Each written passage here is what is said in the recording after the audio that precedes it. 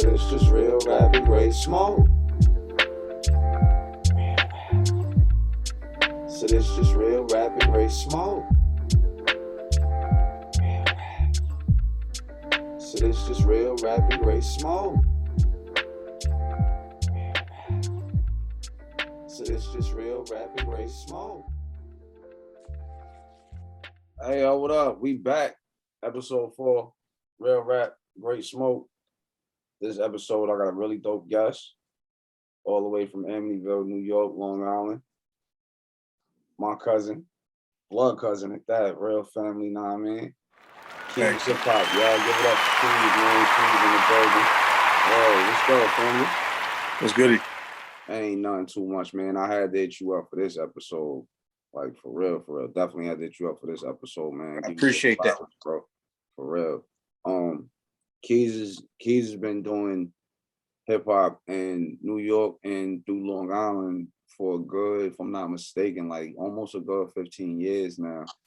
And he's one of the people that I watched as a kid with, you know, doing hip hop, and other people around Amityville that I grew up, you know, watching these guys like really get to it and crafting songs and really get into their craft and just building in general. Like when it came to like really stepping forward in the essence of hip hop, Keez is one of those people that really stepped up to the plate and really put on for Allah. But right now, I appreciate that. Yeah, Amityville all day. But talk to the people, let them know a little bit about yourself real quick. Okay. Keez hip hop. It stands for Keep Everything Easy. Okay. So we're doing it for a long time. Like you said, but we're evolving. So it's never trying to be stagnant. I got some things from some older albums. I got some new stuff coming up, and I'm on a quest right now to make the most out of everything that I said I was going to do. I have I feel like I got a second chance at life, and there's a few things that need to be done to secure my legacy. And so I'm gonna keep grinding 100%. I got also other avenues to help other artists, and that's really the end game too, to get to put on for my city and help other people to help get to their dreams as well. I might have a little bit of insight that some people don't have. Facts. You know what I mean? So I'm gonna pay it forward, and and then we could all win together. That's how I'm on it. You know what I'm saying? It's not like it's a toxic environment sometimes out here in Long Island, where everybody, everybody hating and stuff. But yeah, they know how to support. It's just supposed to be. Yeah, we all grinding together. So I know how to read people. Like if I'm really for you, I'm gonna bring you with me. You know what I'm saying? Like that's just how I go. And you cut from the same cloth. Like yeah. I can't thank you enough. Like you cut, you know what I'm saying? The times you pulled my coat to like, yo, oh boy, he ain't, you know what I'm saying? Or you probably don't know him, but he ain't really for the culture, such and such. You know what I'm saying? Watch your back around this dude. And in reality, family or not, you one of the realest people I ever met ever in life, because you ain't never held your tongue. Appreciate it. Nah, I appreciate you never bitch it. You know what I'm saying? You always kind of as well, man. I get, and I'm gonna be real. Like when I was younger, a lot of people used to mistake me and B Lee for brothers, because we family kind of look alike and stuff like that. Right. And, I looked up to B and I looked up to y'all because one, you intelligent. B was a street dude. So he's very intelligent as well. But I looked at him because how it is where we come from. That's what we sometimes we glorify a lot. And that was one of the biggest things I glorified. You know what I'm saying? I took pieces from you, took pieces from B or whatever or whatnot. And I just look at certain things and I just say it for what it is, man. Like, And B's one of the definitely he's very outspoken. Like he'll tell you how he feel. And that's one thing about our family. Like we're very outspoken people. We'll tell you how we feel, but we'll be respectful about it until we feel Sure. disrespectful. But But before we, but like I said, it take a certain kind of a person though to have that honesty. Like even you know what I'm saying, and all families don't do that either. You know what I'm saying? A lot of people like might try to sugarcoat it, but you, like I said, that's something that I from out of my entire life, you've always been like that, and I can respect it. I appreciate it. One of the things I wanted to jump into, because I did hear you mention, a second chance at life. One of the things I wanted to bring up as a topic before we got into the music and stuff. I've been watching you for like 2 months on Instagram with the Get Up and Get It. I believe you've been going for like 3 months now, maybe even longer. Well, it's coming up on an anniversary in August.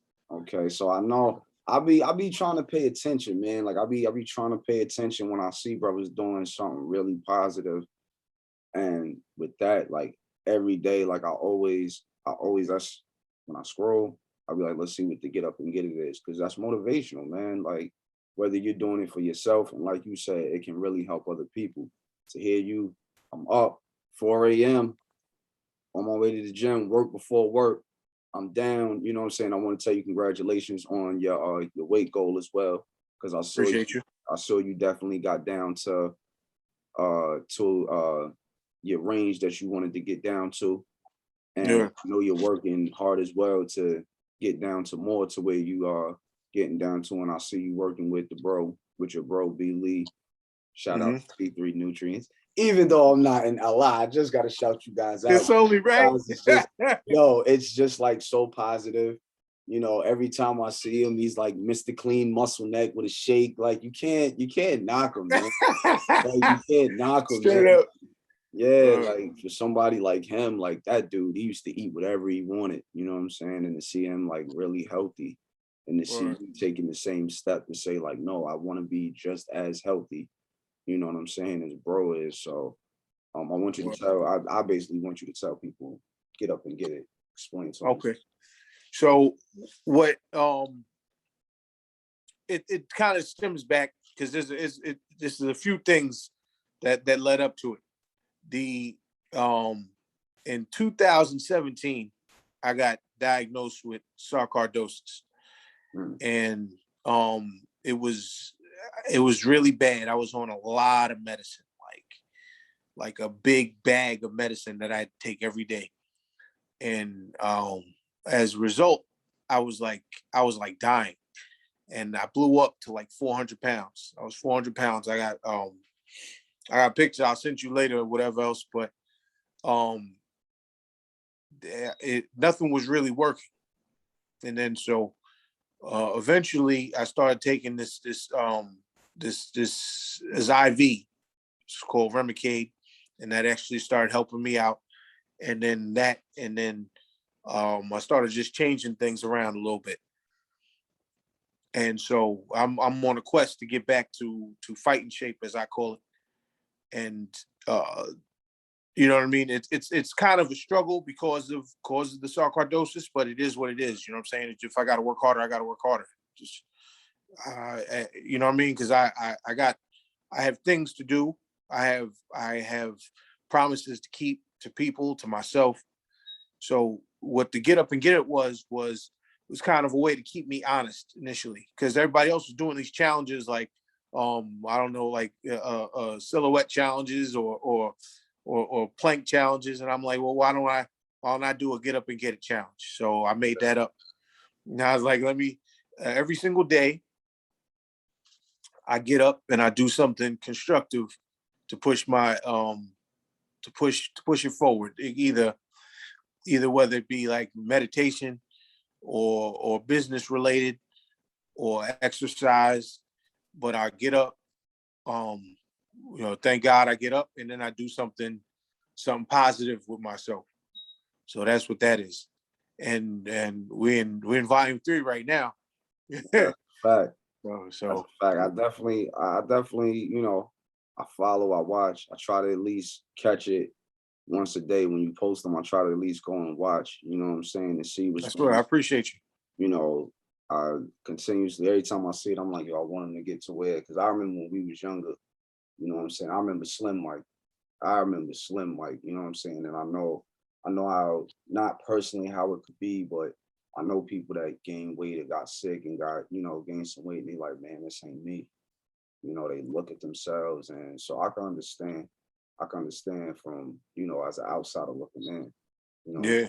anything I can do, even though I'm so What? far away, but anything I could do, motivation, I always hit you up, make sure everything good. Yo, make sure you get to that gym, eat healthy, you know, and as a chef, Yeah. a couple things I could tell you what to eat to, you know, help or whatnot. You know what I'm saying? Like I really, Yeah, I've been kind of my diet's kind of boring, but I don't, you know what I mean? It don't bother me because you know what I'm saying, let me know, man. I could help.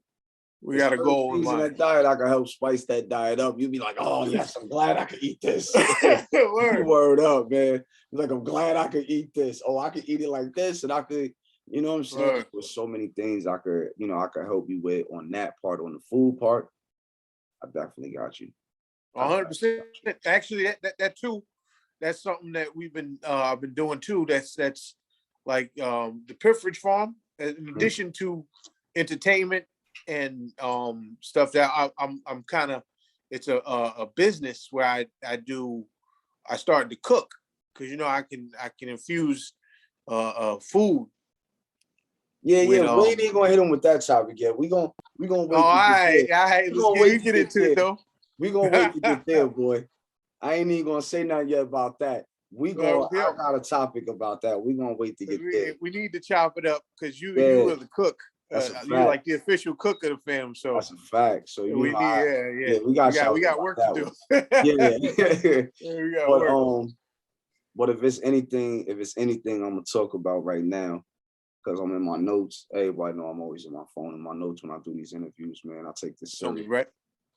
So um I know a lot of people are like, oh, SoundCloud, and listen, I really don't care. I say it like this. He has bodies of work. Keez has bodies of work that are on Apple Music and that are also on SoundCloud. So the work that I am looking at on Apple Music is You Already Know, which is his album that's from 2012. Another album called Come Hell or High Water, which is from 2017. We have on SoundCloud Grown Man Business, which is from 2014. And we have Contingency Plan, which is from 2020, which is an EP. So, and Keez has also other singles and features that he's on Apple Music and SoundCloud as well that you could find. But I wanted to, you know, I sometimes I like to go album by album with certain people, but Yeah. you know, I'm gonna talk about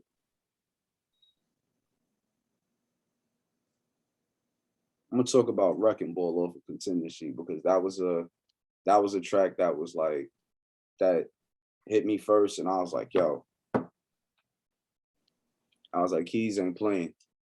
You know, you know, from 2017 to 2020 and things like that. I understand it was a little period where took a little break or whatnot, but I'm like, yo, the whole EP of Contingency was like, it was definitely a masterpiece. It was definitely a good work. And one of the biggest things I've always wanted to ask is your production.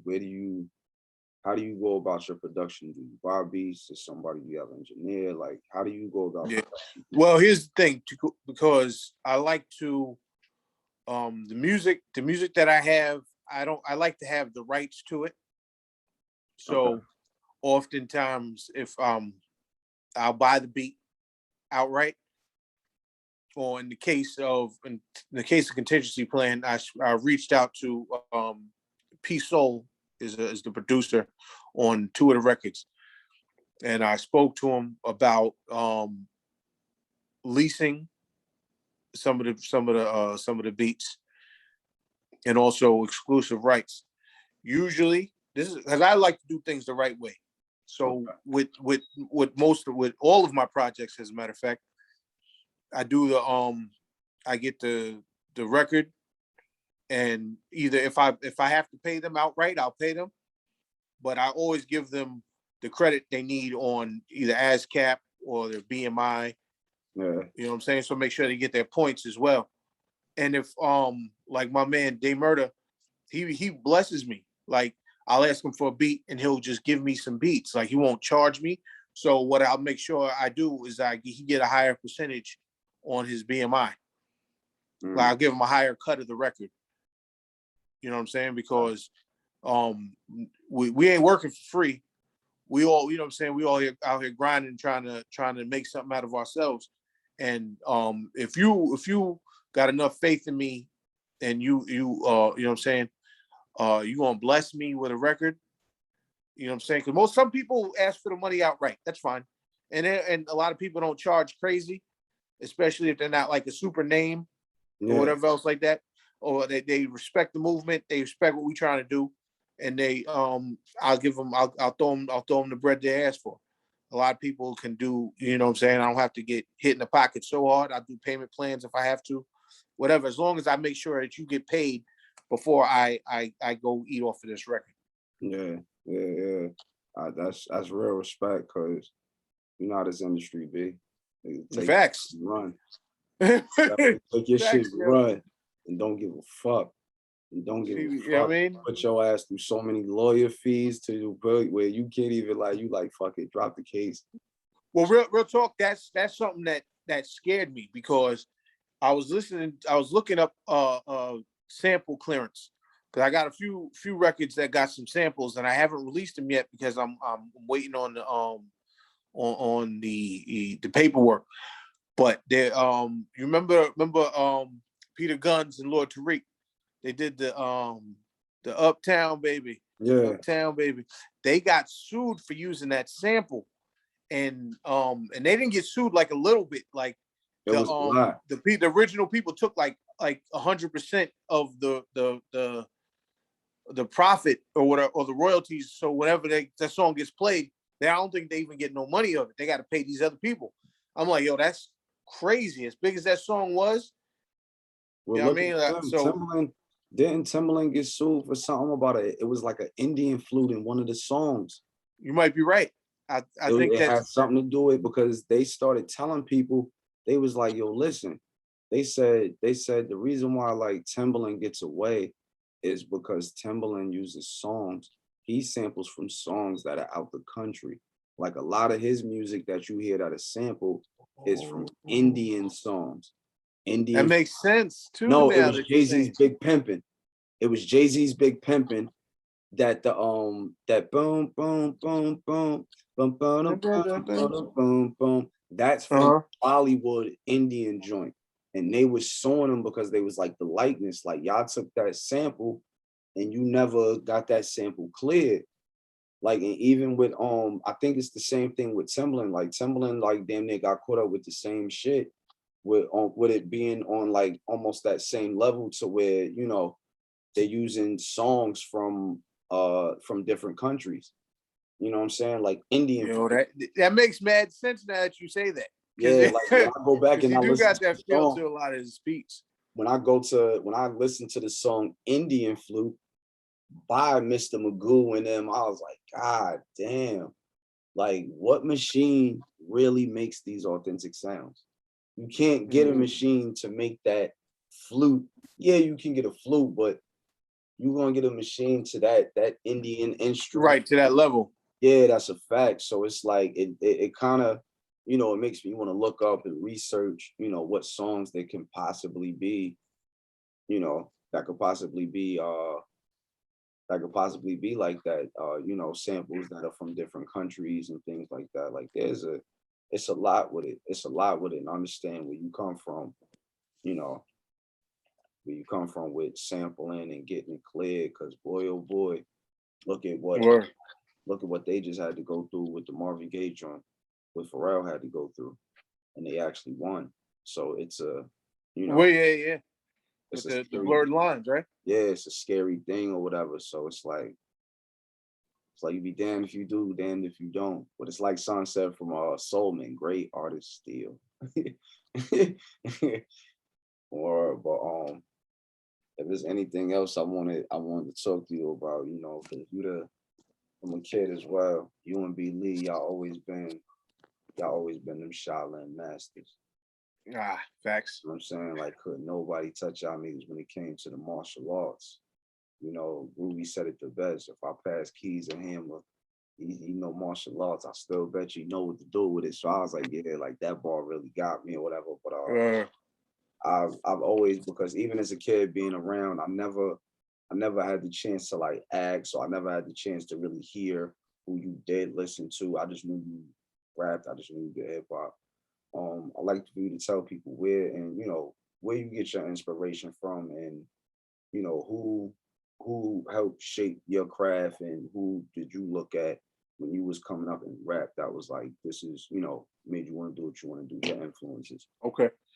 Well, with the contingency plan, I was trying to tap into something that was inspiring to me, like in the '90s gritty street rap. You know what I'm saying? Like DMX and they like, you remember the time when there was like, when they had like rap crews. You had Rockefeller, you had Rough Riders, you had Yeah, Cash Money. You know what I'm saying? Like and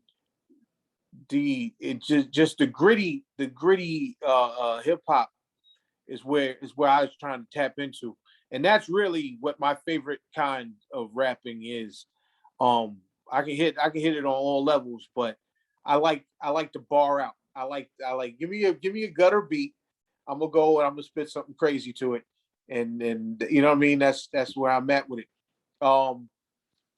I Tupac was heavily influential, not necessarily lyrically. He's my favorite rapper on my top 10 list, but um, I can tell you that there are better lyrical rappers than him. However, what he was talking about and the kind of feeling that you would kind of get from the music, which is, I think, um, which is just as important yeah. as or more so even than punchlines. But that's why I always like. That's why I tell people, like, when it came down to like Big and Pac, I always told people like, Pac gonna tell you what you don't want to hear. Mm. You know what I'm saying? Pac was that person that's gonna tell black people what they don't want to hear. Like, nigga, this is what we need to do. Big was gonna tell you what you wanted to hear. Niggas wanted to hear shooting dice and shooting up shit. Party. Yeah, it's the same thing with Kendrick and Cole. I like, and I'm gonna be real. I always put you in that type of lane. Kendrick, Cole, Big, Pop. Like, I put you Appreciate in that type of lane because you have songs that and topics to where it's like I said, it's just like Cole, Kendrick. Kendrick, when he drops, you'll listen because you know he got some shit that you want to hear. But 90% of that album, black people don't want to hear that shit. Cole got some shit you want to hear. It's more it. relatable. He individually, what he's talking Yeah. about, what he goes through. Kendrick talks on the whole cultural aspect. You know what I'm saying? And I see that and I hear that with your music as well. He's gonna give you some shit to where it's like, nigga, I'm gonna tell you what you want to hear. But then you have songs and subjects where it's like, yo, listen, I ain't gonna sugarcoat shit to you. Right. You know what I'm saying? But that's one of the Especially now. yeah. Like I said, it's kind of I've been kind of refocused. I've always been on it, but you know what I'm saying, the grind back, because legit, when I thought I was gonna die, the first thing I wanted to do was record one last album. Like that was what Come Hella High Water was. So when, like, for me to think like that, like, okay, I'm out of here, but I got to do one last project. That means to me that that's something that I have to be doing. Because I could have chosen to do anything else. And the last thing you know what I mean? I'm like, all right, damn, I'm almost out of here. Let me get let me do another project. If you know what I mean, if this is going to be my last one, this is going to be it. You ain't So- going nowhere. I can tell you that. You ain't going nowhere. Or You ain't going nowhere. We well, took no, yo, took the like 150. I've been everything's kind of good. I'm on an upswing, and I'm getting back into my groove. Yeah. We gonna be in fighting shape soon. Trust and believe. That's why I said you ain't going nowhere. We turtles, nigga. We Word turtles. up. We live to 150, baby.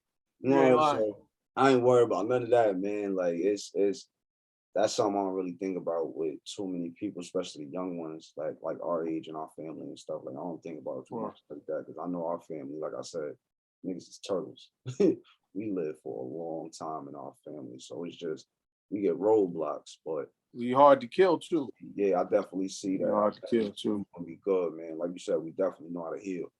Like we got too many cultures mixed in our blood for us not to heal like fucking Wolverine. So that's just how I look at it, bro. Like we Facts. good.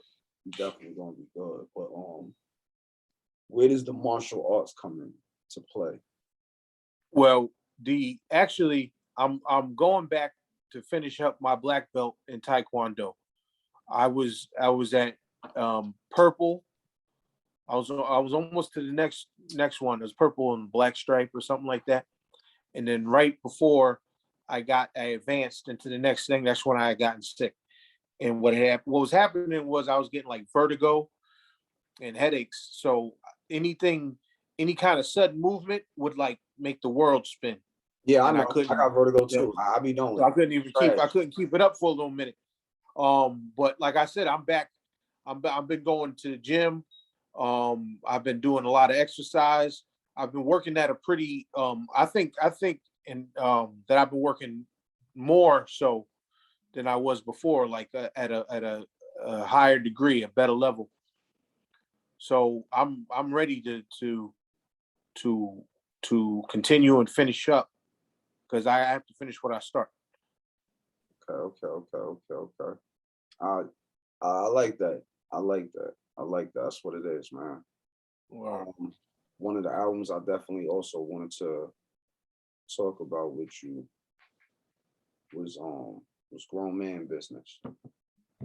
I remember in 2014 when that one dropped, that was like almost the prime of like Facebook. Like that's when Facebook to me really started taking off. Was it right? And I used to see it everywhere, man. I used to see it everywhere. And honestly, I'm gonna be real with you. I think Grown Man Business is like your best work. Okay. Like I can appreciate that. I personally think it's your best work. I think it's your best album to date. You know what I'm saying? Because it really, the album touched on a lot. Album touched on a lot before you really had to start going through what you're going through now. Yeah. You know what I'm saying? Like it really shows the growth. You know, it really shows the growth of Keez and who Keez is starting to actually formally become as an artist. You know, it's like when I tried it, you know, doing this music or whatever, working on your craft isn't something easy. Like it's like I've noticed certain artists, they really have to go back and really reinvent themselves, reinvent their sound, reinvent their style. And it's like with you, I didn't see too much of it, but there's certain little pinpoint things as a perfectionist, which I know you are as a perfectionist, that I saw you went back and like delivery was one of the things that I saw it in that album where you really stepped into it. Like you understood the delivery on every song that you needed to go forth with it. You know what I'm saying? Like just the whole presence of every song, even down to the beat, the selection of the beats. You know, it's like you knew when I was talking grown man, it's just grown man shit, like it's grown man business. Every song has that. This is grown man business. Like I appreciate you for saying that too. yeah, it's like a blueprint, bro. Like it's like a blueprint to me. You know, like you want to move as a grown man, you want to know how to kind of maneuver some of these things. Listen to this album. Like listen to this album. You know what I'm saying? Sure. Like I said, I appreciate you saying that because it pinpoints a point in my career where I was I wasn't just relying on myself. You know what I'm saying? A lot of the other projects, I kind of it was just really me. I kind of figured out what I was doing or whatever else. I had a team behind me, and that kind of I think that I think it's incredibly helpful to have people that are moving in the same direction. Everybody doesn't have to have the same job, Yeah, but if we're moving in the same way, we might as well go together. You dig? So right now, I've taken on a manager, and I've kind of realized where in certain areas I was like, okay, I need to pick it up here. I need to do this because if like again, like I said, if you're just doing it yourself, you kind of just you gonna hear something I don't hear. yeah. So I need to run things past you. I need to get, you know what I mean? I need to get your feedback. And so actually I hadn't heard that critique before, and I appreciate you for it. Nah, like I said, Give me something to look at. I'm always a fan before I always look and be like, well, this is my cousin music. I'm gonna give my honest opinion. Like I'm gonna tell you, Right. nah, that's not it. That's you know what I'm saying? Because I'm a fan of music. I love music. Like Right. that shit is me. Like that's all I walk and do and breathe besides this cooking shit. Like I love music, from R&B to rap. Like I love it. So when I hear people from my city that dive into this shit, I'm like, yo, I really give my ear, man. And I love what everybody do. I not take away anything from what you're doing or whatever, but I'll talk about that situation later. But I really love what everybody doing in the city, man. I really love what everybody doing in the city. And everybody is so unique with what they do, especially, I think the most illest thing that's like with not to go off subject, but that's like with Nam Nitty, that's from Huntington. Right. With Nam Nitty and my wife's brother, both of her brothers, Chetty Chase and Hollywood Peoples, with them, like I got to watch, I was able to be blessed to watch Nam Nitty make majority of his album called Crack Baby, you know, and I watched when him and Hollywood Peoples did a song together that was on that album. So it's Okay. like to be able to sit and watch that magic and then listen to it when it all comes together. That shit is beautiful. I never had that opportunity to actually be around when you create and formulate your music, but to be able to sit and listen to y'all, man, is like, and like I said, when it's people that you've been around for years and you hear the beginning to where they're at now and you hear the growth and some of what they've been through, and it makes it even more better. It makes you become a fan even more because you see that they really have something. And that's what Yeah. a lot of y'all out there in Long Island, bro. Like I've listened to a lot of y'all music from the time y'all was putting this shit out on YouTube, SoundCloud, to where now everybody is on DSPs. And to hear everybody's growth, it's beautiful. Some you could be like, that ain't it. But for the most part, to hear people's growth on who they are, their personalities, that's why I say, bro, that's why I give people this platform. Because people, they listen to music and it's like, well, what is his personality? Right. That's what I want. I think they should appreciate. People should be appreciative because, like I said, like, and not a lot of people are doing it. Especially to the degree. I appreciate it. Thank and, you. and you know what I mean. You could tell you took the time to formulate it and think up the questions and things you wanted to ask. You know what I mean. You could tell you put your energy into it. One thing that I like about your music is the originality.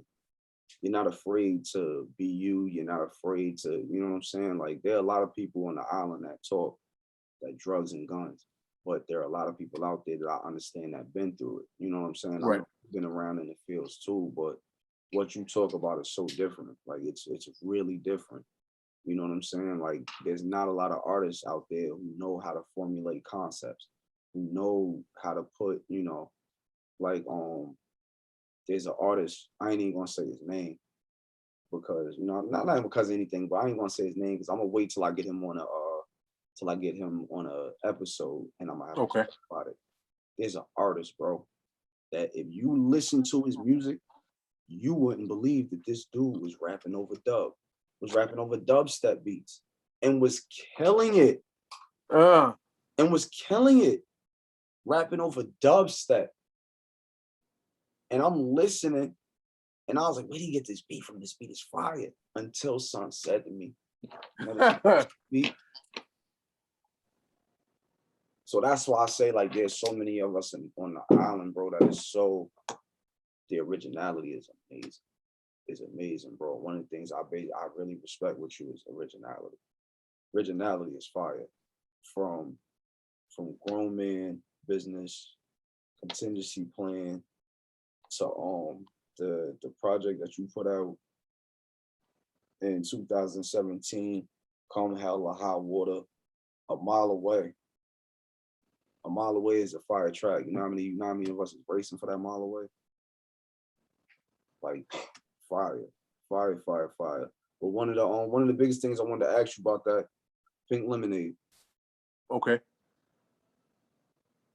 Why Pink Lemonade? I love Pink Lemonade, but what Me too. That's why. That's I what, Pink Lemonade was the shit on that one. That's like top 5 favorite. Okay. On that album, like top 5 favorite. Okay. Well, the concept is taking lemons that you're given and making lemonade. And I happen to like Pink Lemonade. So I just, you know what I mean? I just add the little extra to it. But that it's basically taking everything that you've been given, whether it's like whatever kind of hand you got. So, and then I take it and I make it work for me. That's fire. That's fire. I understood, but I like for y'all to break down certain concepts in case certain people, who want to listen or didn't listen, or who did listen didn't really understand. But I could say Pink Lemonade, Roll Up, A Mile Away, Gung I knew you would Ho, like Roll Up. I knew you would like Roll Up. Roll Up, and Cry. Like those are my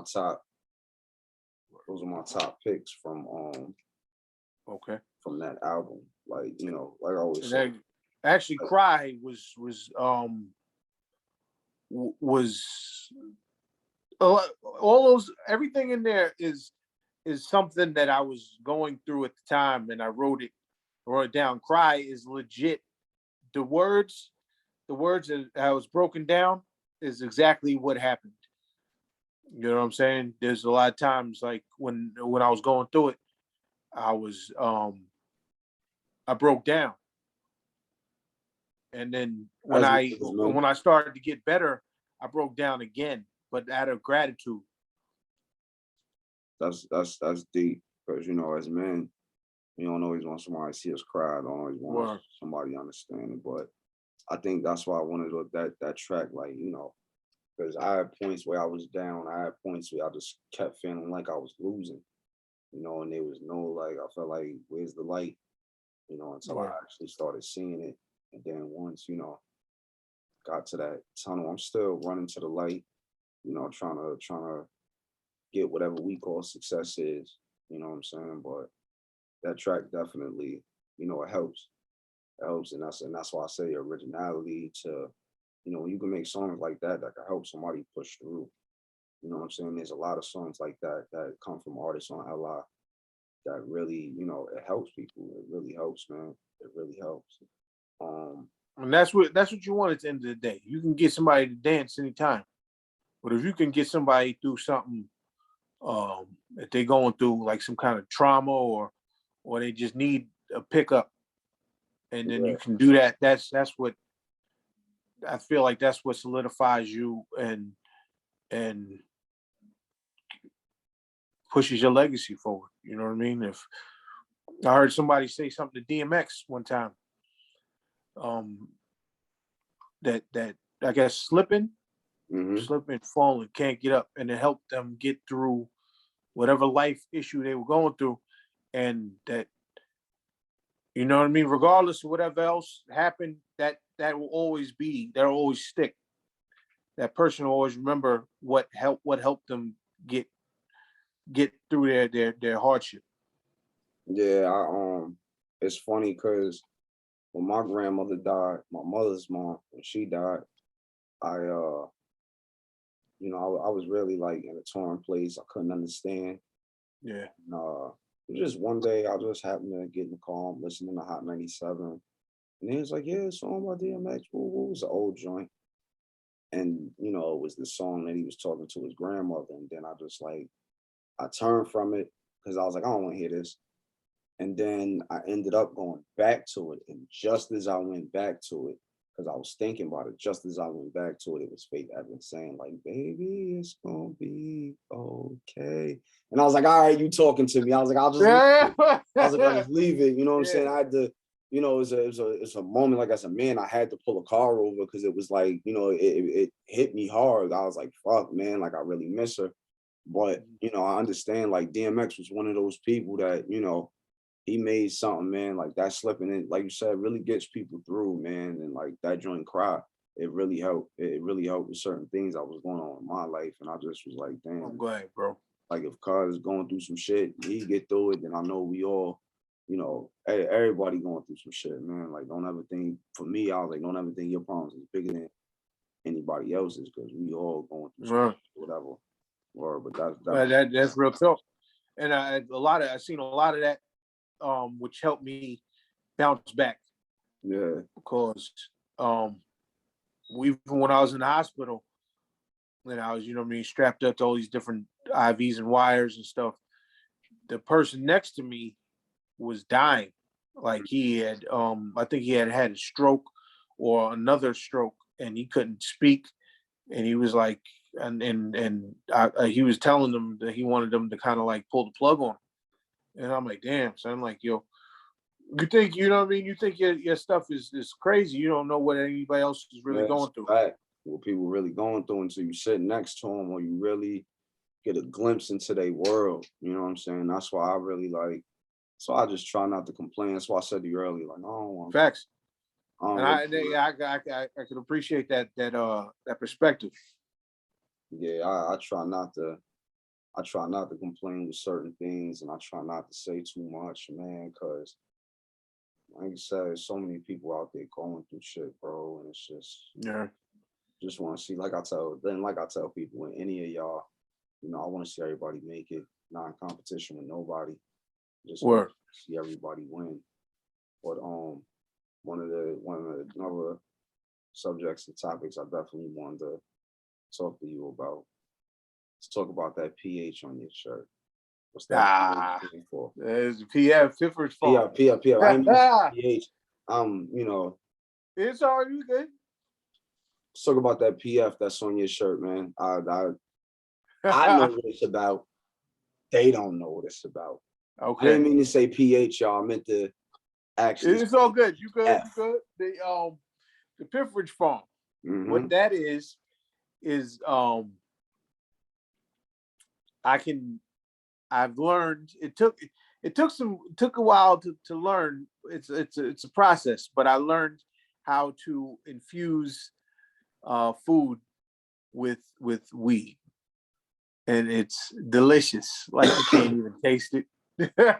Oh, we're gonna say what it is. Not just weed, but tinctures, oils, and things like that. You know, I make butters. I make oils. I make gummies. Butter. I'm going to learn how to make drinks, because I met this girl at one of these events, and she can make lemonade out of it, and I'm like, word.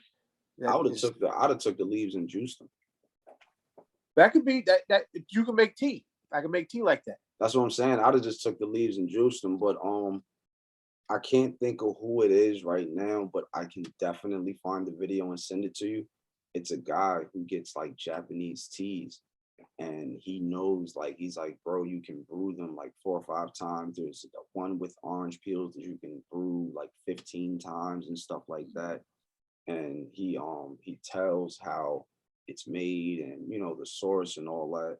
So I'm gonna send you that video because that's something I was into as well, because that's something that me and wifey got going on here as well. We got the gummies and nerds and shit like that or whatever. We have CBD and THC or whatever. But So, yo, fam, I'm gonna send you something. we'll send you some. Get Send you some shit. Like it. Right. But I definitely want to know, like, I want you to sit back a little bit. I want people to see that logo, man. That logo is so fire. That logo is so fire, man. Like, you actually got the farmhouse with the PF up top. Like, it is so dope, man. It's so dope. Right. Before I definitely got to say this while it's on my mind too. A lot of your records are like radio ready records. Like a lot of y'all in Long Island, bro, y'all make radio ready records and y'all don't even know it. But yeah, that logo is fire. Appreciate it. I really like that logo. But what I want to know, what made you get into it? What made you was like, I'm about to just start doing edibles? You know what? I don't know. I decided I wanted to do it, try it one time. And I started trying to figure it out or whatever else. I was cooking on the stovetop with mason jars.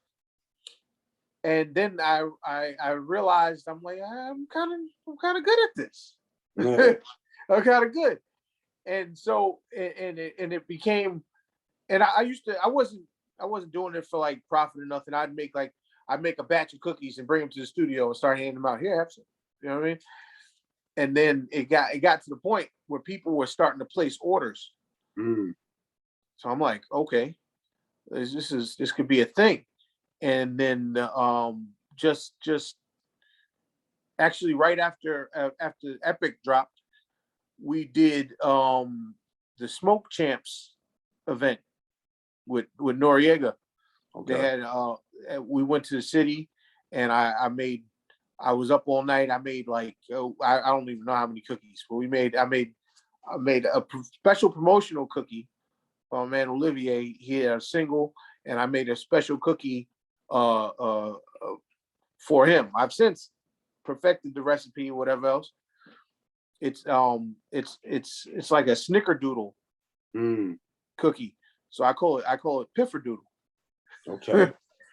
And we went there. We killed it. We killed the event, and then we had another one. And so I'm like, there's definitely a market for it, especially now in New York. Everything's kind of eased up.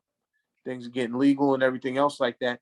And I'm just trying to find the appropriate lane. Yeah, I saw you at an event with High Wolves. You know, I've been seeing these people, man. I know Wolf personally. Yeah. That's like, when that was the Smoke Champs event.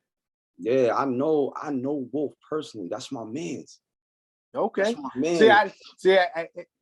We chopped it up, but had I known that, I would have broke a little bit more bread with him. Yeah, that's I know Wolf, man. Like when I moved down here, and I told him, I was like, yo, I'm in Ohio. He's like, what? You serious? Like, yeah, man, Wolf, man, gas. Like, yo, yeah. Like, yo, like when he do them videos, that's Wolf Boy. Gas on deck. Yeah, that raspy voice, man. And they turned it up a notch, man. Like, they're like one of the top leaders in NY. When you want to get some gas, they're a little pricey, but you want to get some gas. But yeah, you know what you're getting. And that's the thing too. I don't mind that. In fact, even if I have to pay a little extra to get the highest quality that I can, I'll do that. So I know some people who do the cooking, they'll use like regs or whatever else, or you know what I mean. I prefer to get the most exotic and crazy stuff that I can get, and I'll make a blend of it. Bro, I got the gummies that we got some that are Gorilla Glue number 4. Okay. We have some that are plum wine. We have some that are peanut butter bread. And we have a couple of nerds ropes that are made from biscotti. So okay. So what we do is sometimes we go to the dispensary in Michigan because we right next door. Yeah, right there. And you talking about fun? Like, man, when the first time I went, bro, I ain't gonna hold you. I was like, all right, let me see what this is about. 420 weekend, and got two O's, for the price of $1.25 a piece. Really good strands. That's phenomenal pricing too, by the way. Like, don't get me wrong, it was 420, so it was a deal. But the more you shop around, like, I tell you, the best thing to do. The best thing to do, man, is to like go to these dispensaries that you just never been to, because you get 20% off every time you go. So one that you've never been to, they give you 20% for a first time buyer. So it's not bad. Like, we went to one called Gage. Gage is in partner with Cookies. They have a Cookies in Detroit. What? Yeah, the Cookies in Detroit is medical. The place called Gage that's partnered with them, they sell like other strands that that Cookie deal with or whatever. Like, bro, we went there and got 4 strands. Something called False Tea, Young Mac, blueberry, waffle cream, and apple cobbler. That sounds so good. That when I started going out of state, I went to Colorado, I went to Vegas, I went to Cali, and there was all these places with like this was the first time I've been in like a dispensary. And let me tell you, I went nuts. There was one in Colorado. I bought this shit called Death Star. Yeah, I heard about it. And I'm a Star Wars guy, so well, that sounds awesome to me. Why would I not get that? Couldn't even. And then, just different stuff. And I see. Well, from what you're telling me, that these people make like different gummies exclusively from a specific strain. Yeah. What I've been doing recently, is I've been mixing, like, but I'll mix sativa with sativa, indica with indica, but I'll take different strands and put them together in the blend, so it's like a But I think I used to do it with just one regular before, you know what I'm saying, just one strand, but. Like the magic butter? I have to be careful too with the kind of bud that you get too, because when there's been a couple times I was like, oh, I thought I was getting a deal. Somebody blessed me, whatever else, and I made food with it and it wasn't hitting. Yeah. So I'm like, all right, so I have to test it first. I got to see, okay, if it works on me, I'll be like, okay, this is good to go. Do you use the magic butter to make your oil? I didn't before. Like I said, I used to make it on a stovetop. I used to have the pot, the mason jar, stirred every hour. That's because we Pyrex babies, nigga. That's why. Yeah. Come from that Rick Ross era. The last start getting the machinery, we like, get that Pyrex. Right. And it's kind of a difference. Like, if time permitting, I would probably go back to the stovetop. You know what I mean? Depending on how I felt about it. Usually, I'm on a time constraint, so I'll be like, all right, whatever. I can make it in an hour. I'll do that. This is the machine we use. It's called a magical butter. So you basically like, wifey puts like the butter in there or whatever. She sets it to oil and it cooks it up. Does it on its own. Then when she done, like, she puts it over the coconut oil and all that shit or whatever. And then I use coconut oil too. I think that's better to use. Yeah, that's what she used to, and then once it's done, it beeps and everything. Beep. Yo, shit was magic, man. I ain't gonna hold you. One night she's like, "Oh, you want some cake?" I was like, "Yeah, why not?" Man, she fucked around, threw that shit in there. Like, when I ate the candy, I was like, "Oh, that shit's all right." Ate that fucking cake, bruh. I was up to like 5 in the morning on Warzone. Like niggas gotta die. Niggas gotta die. Oh, Word. it's really like, man, my mom has multiple sclerosis, and I tell her like, yo, sometimes, because I got a fucked up foot, and I tell her like, yo, sometimes, man, eating the medicals is where it's at. It's where it's at, man. What it's good you said too, because what I was finding out, like I said before, I wasn't even really charging like that. I was just kind of making them, and I started running into people who were sick, who had terminal illness or whatever else, and in that regard, I just give them like, here, just have it. Don't I'm not Yeah, gonna charge you nothing. Just feel better, straight up, and I do that all the time. Like if I was to see somebody or run into somebody who had a condition or wasn't feeling well, by all means. yeah. I haven't like really met nobody like that down here, anything like that. But if my mom ever says she need, I'll mail them shits in a heartbeat to her. You 100%. One of the things I wanna ask, hmm,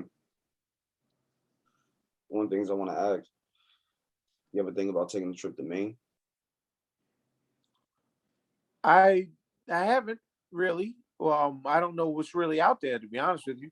Maine, some spots in Maine is recreational, so that you ain't gotta travel so far, even though it's 5 hours there, 5 hours back, but so that you ain't gonna Right. travel so crazy. I would personally tell you take the trip to Maine. You take that trip to Maine, like I know somebody that took the trip and they went up there to the spot called Iron Lungs, modified grapes, fire, fire. Like has some shit called Marion Berry. That just sounds nuts. How the fuck do you make a weed called Marion Berry? I didn't want to smoke the shit at first. So how are you feeling Nah, away nigga, I about know that? you Like, listening. I know, Yeah, I know like, what happened. I heard the story. yeah. It was so beautiful. And like a strawberry Smucker's jam jar. And I was like, nigga, give me that shit. What It you think was you so, get? Peanut butter and jellies? bro, I still got the jar. That's how beautiful. I was like, I love this jar so much. I still have the jar. Like I'll send you a picture of the bud of it that I got on my Instagram. I'll send you a picture of it. Like, yo, like you go to Maine, they got some really beautiful bud or whatever. And Also, that makes sense. Maybe that'd be worth the trip for me. Honestly, I if I know can go back somebody, and bring something home crazy, I I would know do it. somebody up there. So this is the Marion Berry. Uh, This was the jar that it came in. You know what I'm saying? and Like, that was you said that was like a jam. nah, it was bud. Oh, that was actual bud. Yeah, but the jar, the top to it is like a Smucker's. You know how it has like that Yeah, picnic yeah, yeah. table red. It's the same top. And I was like, yo, this is like, bruh, it's Marion Berry Kush 3.5 from Blessing Farms or whatnot. Like it's What was niggas thinking when they said that we gonna name it Marion Barry? What? What was niggas thinking about? but I even like when me and wifey went to Gauge or whatnot, we asked a couple questions to the people that was there, to the guy that was helping us, because they're called bud tenders. So the guy that was helping us, That's awesome. I like that. yeah, the guy that was helping us, we asked him like, hey, what do we have to do? Like, it's one thing that I will tell, and I'm gonna look dead like this, even though I'm looking like it looks like I'm looking away from the camera. But anyway, I'm gonna look dead at people and tell them, like, listen, it's not hard. It's really not hard. Like when he told me the steps that I have to take in order to get my product into a dispensary, you make your product, you basically take it to whatever dispensary, they take your product, they send it to the state, they test it. Once you have all your licensing and everything, under your belt and all that, they test it, they like it, they send it to the state, it approves, they send you an order of what they need. They send you an order of what they need. So it sounds like a hard step and a hard process because you have to get the license and this and that. But Right. it's like once you get that meeting, There's a go. Which now are you familiar with the licensing? Like, because I was looking up licenses for actually opening a dispensary also, but just the license is 10K, Yeah, 10 racks. I I'm like, ooh. But then after that, the fees go upwards of like $100,000 and maybe, you know what I mean? So you gotta have a little paper to do this kind of. now Is the licenses the same that from you're what I've talking about? seen, yes, the license is the same. But the biggest thing that I would tell anybody is, if it was me, I would do it the same way that people do McDonald's, Wendy's. I Oh, franchise like a franchise. like Gage. See, when I went on the website, Gage showed you their portfolio. They have like 8 to 10 Gage dispensaries that are in conjunction with Cookies around America. They got like 10 of these spots around America. Each Okay. one of them brings in no less than $1 billion a year. So if me or you have everything together and we can go to them and say, or anybody, it's just not me and him, but anybody that has a plan and you want to get into a dispensary, I would tell somebody, like, if you got the bread to open up your own, open up your own. But if you ain't really got it like that, but you got good credit and can get somewhere, I would tell you to talk to these people, Gage. Talk to them and say, listen, it's legal in my state. How much do I got to do the franchise? You probably get a loan for 100,000, get them the 100,000, and then by the end of the year, if they make $1 billion a year in revenue profit, imagine what your cut gonna be. You could probably make your 100,000 back from the bank and some, and walk away from the bank and pay that 100,000 and walk away from the bank early. You know, even though you got to put into your business taxes if something breaks or whatever the case may be. Right, you probably make enough that you good. Yeah. I feel like honestly that's why, because New York has been bordering on it for a long time. I feel like after the COVID and like all the money that was lost, they were like, yo, we can make all this kind of money. You can make billions of dollars, you know what I'm saying? Or like that you just was leaving on the table. I look at it in so many, I look at it, and not to cut you off, I look at it in so many other ways, like, not to drag it out, to sum it up, I see it, like, all right, can't keep locking up minorities for weed. You can't. I feel like if I legalize it, take it away from them, it's going to make them go back to selling what's more dangerous. You know what I'm saying? Now, instead of you selling weed, I can get you to sell heroin, and now I can give you a longer sentence. Oh, that's a point too. That's a point too, because they always plotting. That's real talk. Like, that's how I look at it. Like, so you make weed legalized, but you usher back in, like, how did crack get out of here? And now heroin and opioids, even though it's been around, but now it's the new biggest thing again. But also too, that's more white people too. Yeah, you know, heroin. That's heroin and the like, pills and stuff. It destroys their community, but it destroys ours, because now they get a life sentence through death. We get a life sentence through prison. Because now it's like, okay, now I gotta hold you. Now you're holding me accountable for his addiction. Right. We all know he's an addict. I don't do these. But drugs, yeah, they gonna crucify you for it. Yeah, I don't know if the drug is good or if it's bad. So if I give it to him and he does too much or he does whatever and he dies from it, so now I'm being held accountable with his death. Right. So it's and to be honest with you, it wouldn't have been such an epidemic if it was just in our communities anyway. Like if it was just a black people problem, it wouldn't have been that big of a deal. It started crossing over into the white areas, suburbs, and stuff like that. And I actually heard in some places, trying to think if is it Michigan? I'm not certain, but they have in like safe houses where people can go and do shoot up and all that. Right. And then they kind of like monitor you and administer the proper dosage or whatever it is. I think they're realizing it's like a sickness. And I don't know. It's foul either way because when it came to crack, it's like, all right, like I said, this is just how I look at it. I see it as back then it's like it's a better way to pinpoint. It's a better way to target because even with crack, like they could lock you up if they knew you were selling it.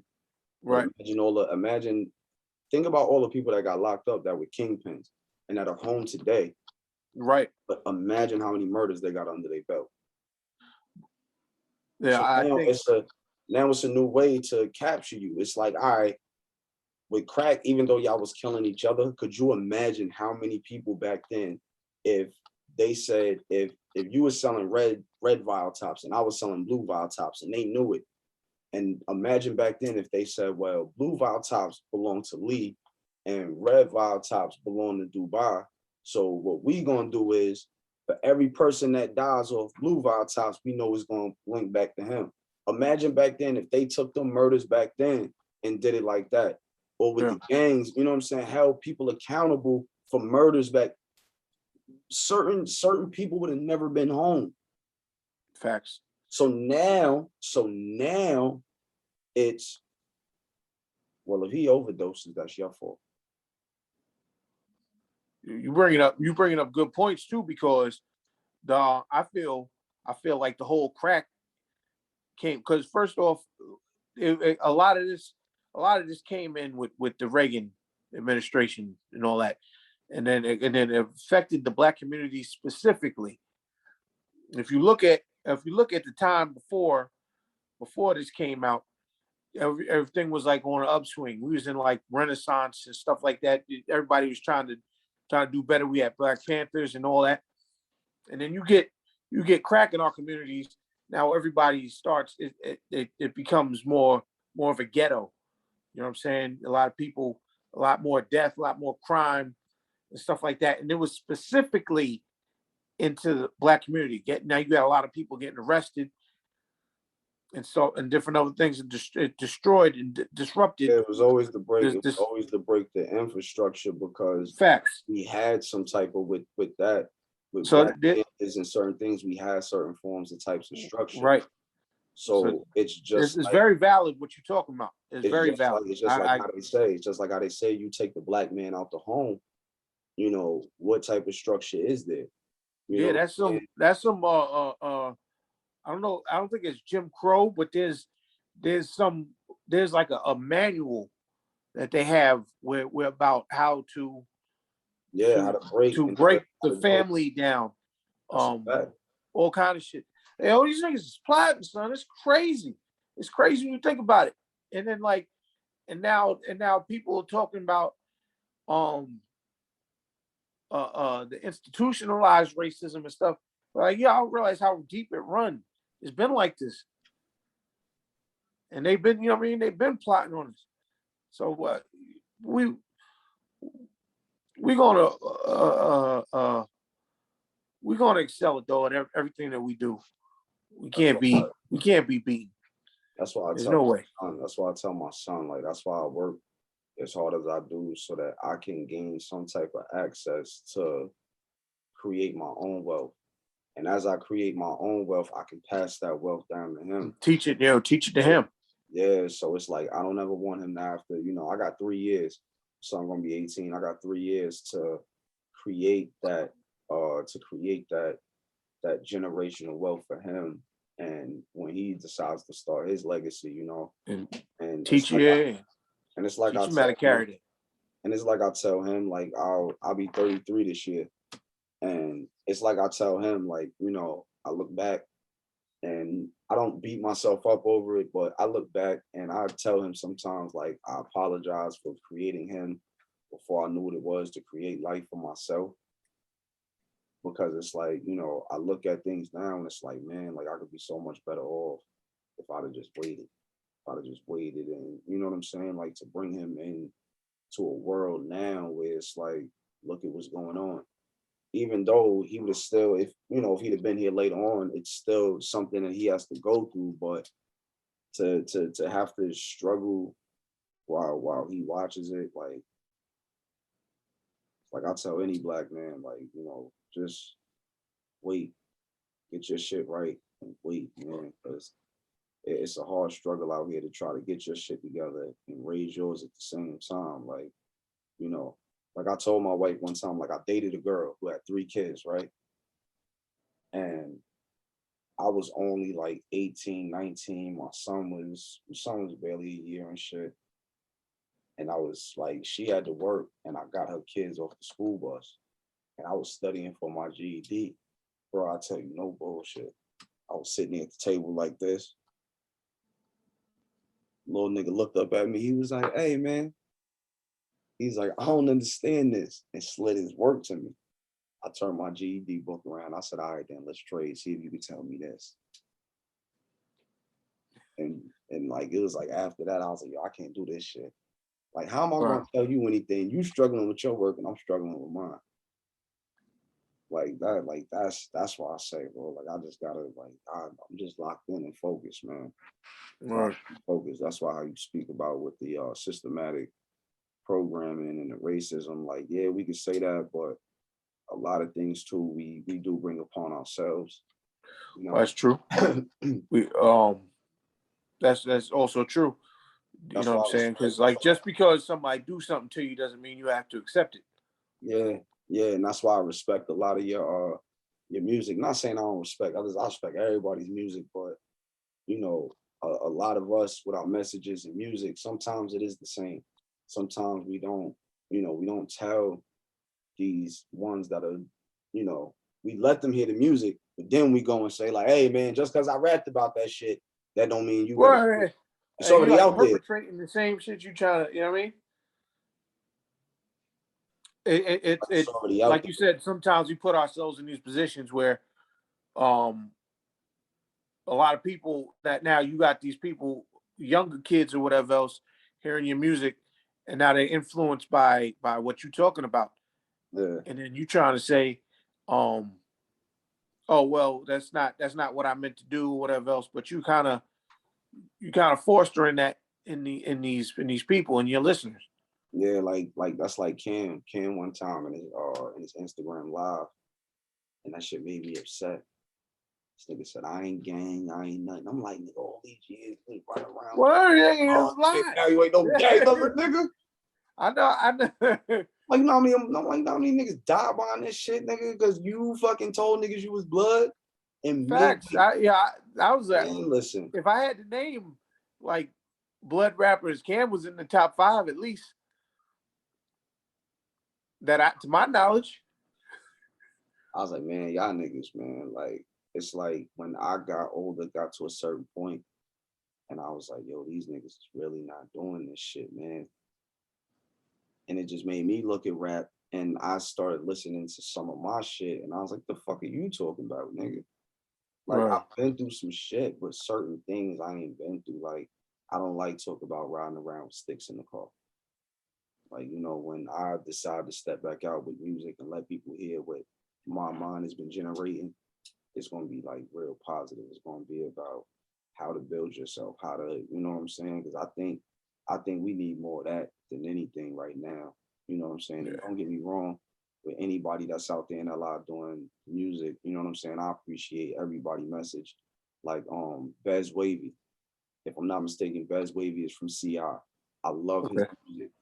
Bez Wavy is not afraid to tell you what he's been through. He's not afraid to tell motherfuckers, you know what I'm saying? Like, nigga, Yeah. this shit ain't it. There's a lot of See that's the difference though too, where as if it's something that you experienced and you talking on it, as opposed to a lot of people who just be like, yo, that sounds cool. Let me, you know what I mean? Let me put this on wax, and it's not at all how you get down. yeah. Nitty on his last album that he just dropped, Monopoly Money. He got a joint on there called SSP Forever, where he really digs deep about, people in his neighborhood that he lost and why he loves his neighborhood so much, why he loves his home so much. You know what I'm saying? Like everybody like um who's another one? Hollywood Peoples, No Man's Land, Freedom. Like those are songs, Chetty Chase got one called Star Studded. Like those Right. songs that, I have embedded in my playlist. Calm Marvelous, Digital Scale, like songs that are embedded in my playlist. You know what I'm saying? Cry by You, embedded in my playlist. Villa G, Be You, embedded in my playlist, because those are songs that I hear from artists from our walk of the scene, to where it's like I stepped in them same footprints. You know what I'm saying? Like I stepped in them same footprints. I just give super round of applause to y'all. I give y'all flowers, man. Like y'all really put on for the island. Don't get enough recognition as we should. I wish we come together a little bit more closer and support each other a little bit more. So you got an award too through the town. As Oh yeah. That was pretty dope. I didn't expect it.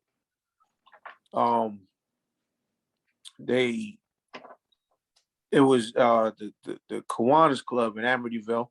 Okay. They gave us as an essential worker, and they got my name on the flag and everything. I'm like, oh, that's crazy.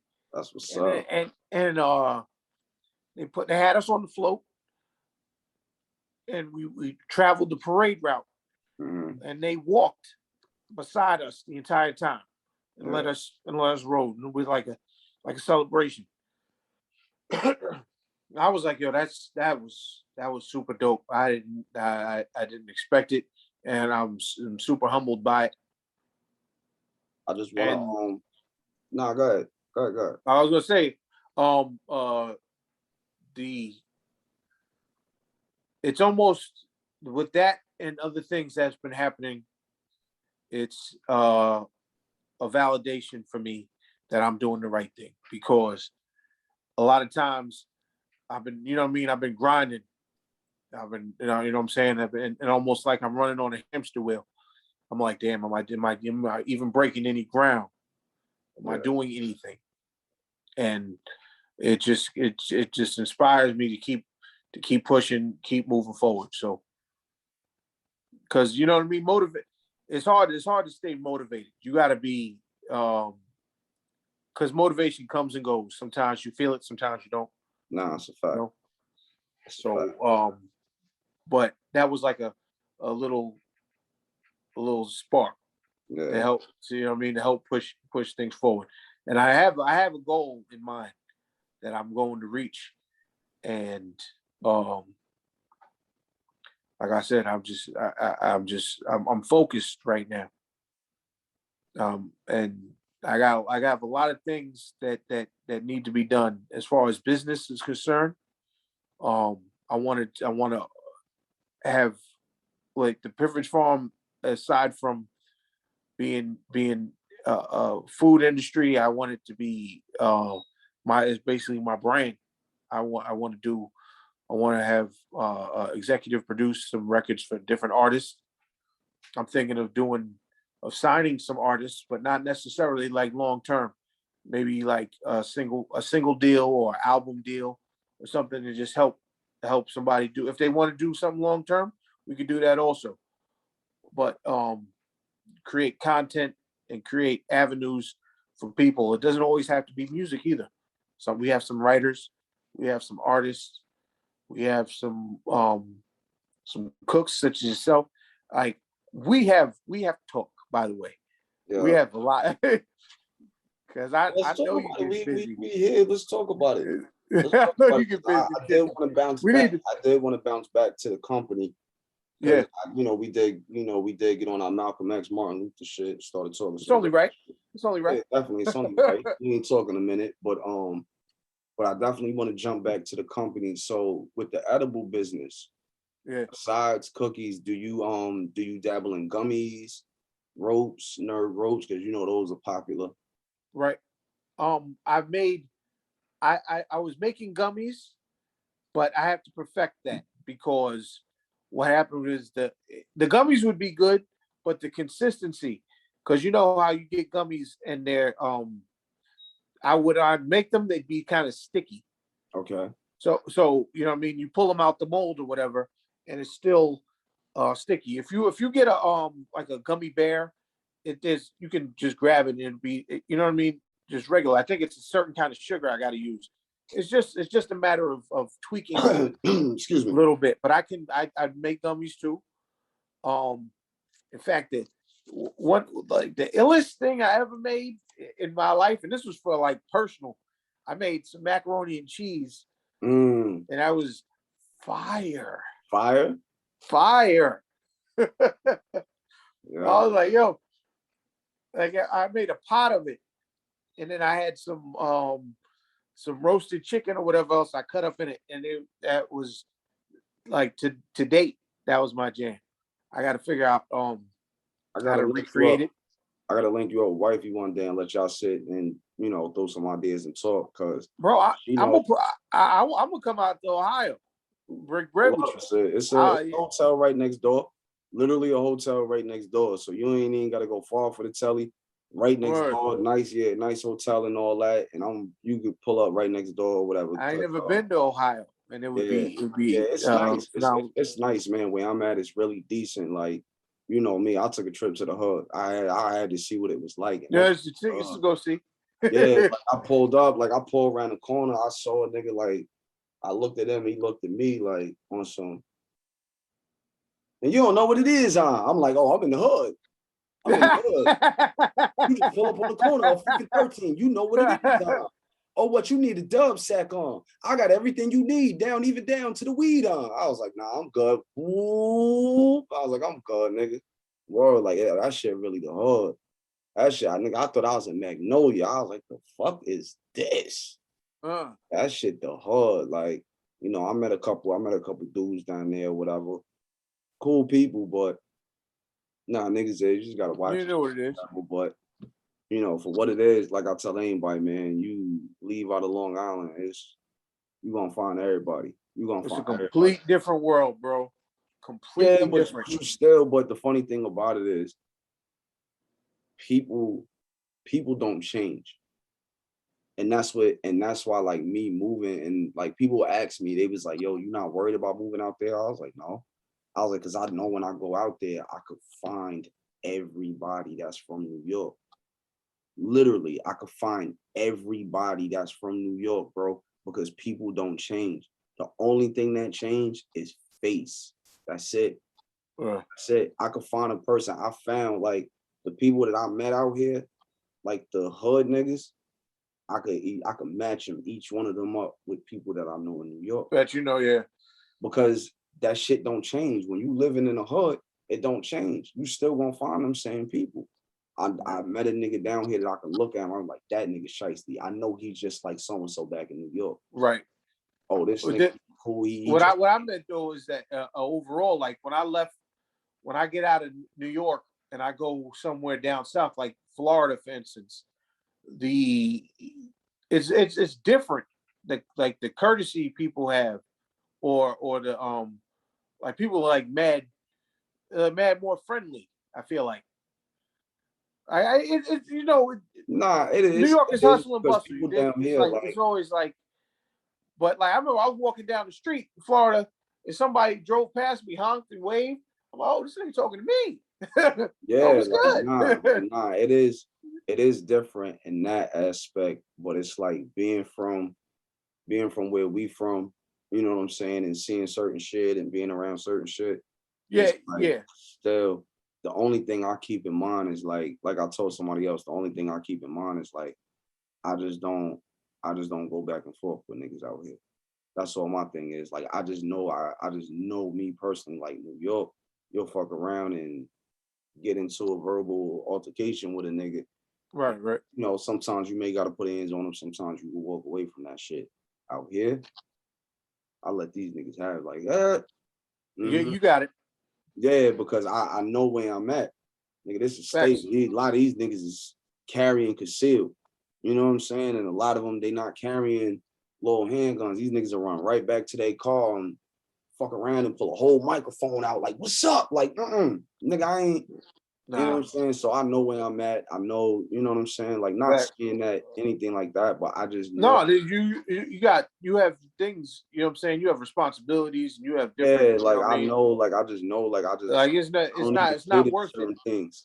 Yeah, I don't even cater to certain things. Like I just, like I don't, I've never. What do you gain from getting anyway out here? You know what I mean? Yeah, I've never had a problem with anybody out here anyway, but still, all in all, just the fact to know the environment is just like, all right, I know this shit can, I even looked up on my phone like this area and how, how shit can turn deadly. And I've seen it on my phone, like, oh, all right. So the mall I go to, y'all niggas done lit that shit up already, huh? So like, all right, then. So I know what You area have an I'm in. idea. Yeah, I know what area I'm in. I know, like, because That's out wise. here Do some it's not too reconnaissance. much. Yeah, like in New York, it's not, you got gangs and shit. Out here, it's not too much sense of gangs. Like it's different out here. Like, cause I'm close to Chicago. So a lot of this shit is, yeah, a lot of this shit is like the GD, I guess, and all that extra shit. Like you got your Bloods and Crips, but I don't hear too much of it down here. You know what I'm saying? Like it's more or less now it's your pack of niggas that's running together. Like them niggas over there, them niggas is wild boys. Like them niggas over there, them niggas So it's like for me, I just wouldn't I've had a It's couple. in your best interest to Yeah, you know what I mean. yeah, To stay in your lane, do it is what you have to do because I mean it don't take nothing for somebody who ain't got nothing to lose to go screw your shit up. man. That's like being in the mall one day. I went and bought some sneakers. So the dude was like, "Oh, you like those?" I was like, "Mm-hmm." He's like, "You're not a person that really talk." I was like, "Mm-hmm." Because since I've been down here, I seen a nigga look at me weird. And I was like, "What up?" Nigga said, "You ain't from down here." I was like, "Mm-hmm." Yeah. Soon as you talk, oh, you You from New know. York? You from? Mm-hmm. What made you come down here? Because now they start or a lot of things I hear is, yeah, y'all niggas like to come down here and get money. Like, mm-hmm. So that's the first thing that ring in their mind. Like, you down here doing? You down here getting money? Like, hey man, we gotta hang out. Like, nigga, I saw Belly. Like, Belly. I know what happened to Ike Love. Can't get me, player. Can't get me, player. Like, I just stay to myself. You know what I'm saying? Like, I know one or two people that's real cool, but I just stay to myself. I don't even go out. I don't give a fuck about clubs. I don't even go out because from what I heard, shit can go left out. Go south real quick, Yeah, right? this shit go left out here in a minute, boy. Like I'm used to. Don't get me wrong, man. Like I've been around some shit for your cuz. I'm I used. know. I'm used to like pow pow. Like when them shits out here is non-stop ringing. Them niggas, them shits are hit anywhere. You know what I'm saying? Facts. I could take a chance of a nigga like pow pow, and then everybody scatters. When I got a nigga out here that's like shooting, he's in fucking war zone. Boom, boom, boom, boom, boom, boom, boom, boom, boom. And there's no pause in between that. Right. It's like, nah, nigga, this. But the plus about living in this state is that I can have something that you niggas can't. 30 shots, 50 shots. Oh, you got extended clips? Fuck the extended clips. That's beautiful. But fuck the extended clips. Nigga, I can be well protected. Like Facts. vests. And you could just Yeah, walk. yeah. The regulations a little different. There's a lot of shit you can't get in New York. I can't get stun guns out here. Mm-hmm.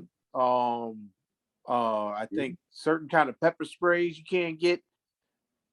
Like there's a lot of limit. Like they just, I think it was like last year they just made nunchucks legal. Yo, cuz. Like nigga, who's using nunchucks? Cuz I saw a white nigga, an old white nigga. Like I looked at him in the store and was like, bro, you work the fuck out for an old white dude. He's like, nah, buddy. I just got my check the vest on. I was like, in the store? He's like, do you watch the news? I was like, no. Son looked at me and told me, he's like, I'm not worried about people like you. It's people that look like me that's the problem. He's like, I don't want to come in here to Meyer and catch a bullet in my ass. He's like, so I come prepared. He grabbed his hip and shit, touched his chest. That bitch had the vest. I was like, you can walk around with a vest? He's like, it's legal. Ugh. He's like, it's legal. I was like, what? He's like, yeah, he said certain ones you could have like the soft armored and all that. He's like, but when you start going up to them real pro shit, you gotta, he's like, you get in a little bit of trouble, but Right. Because that's like you talk like military grade shit. niggas be walking around here with vests on. I was like, yes. Yeah, King, nigga. victory. Yeah, like, and I like, bro, and I have my dreads, like, oh my goodness. It's gonna be worse. It's gonna be worse. Like, I sit just bored sometimes. Like I sit and I watch Belly.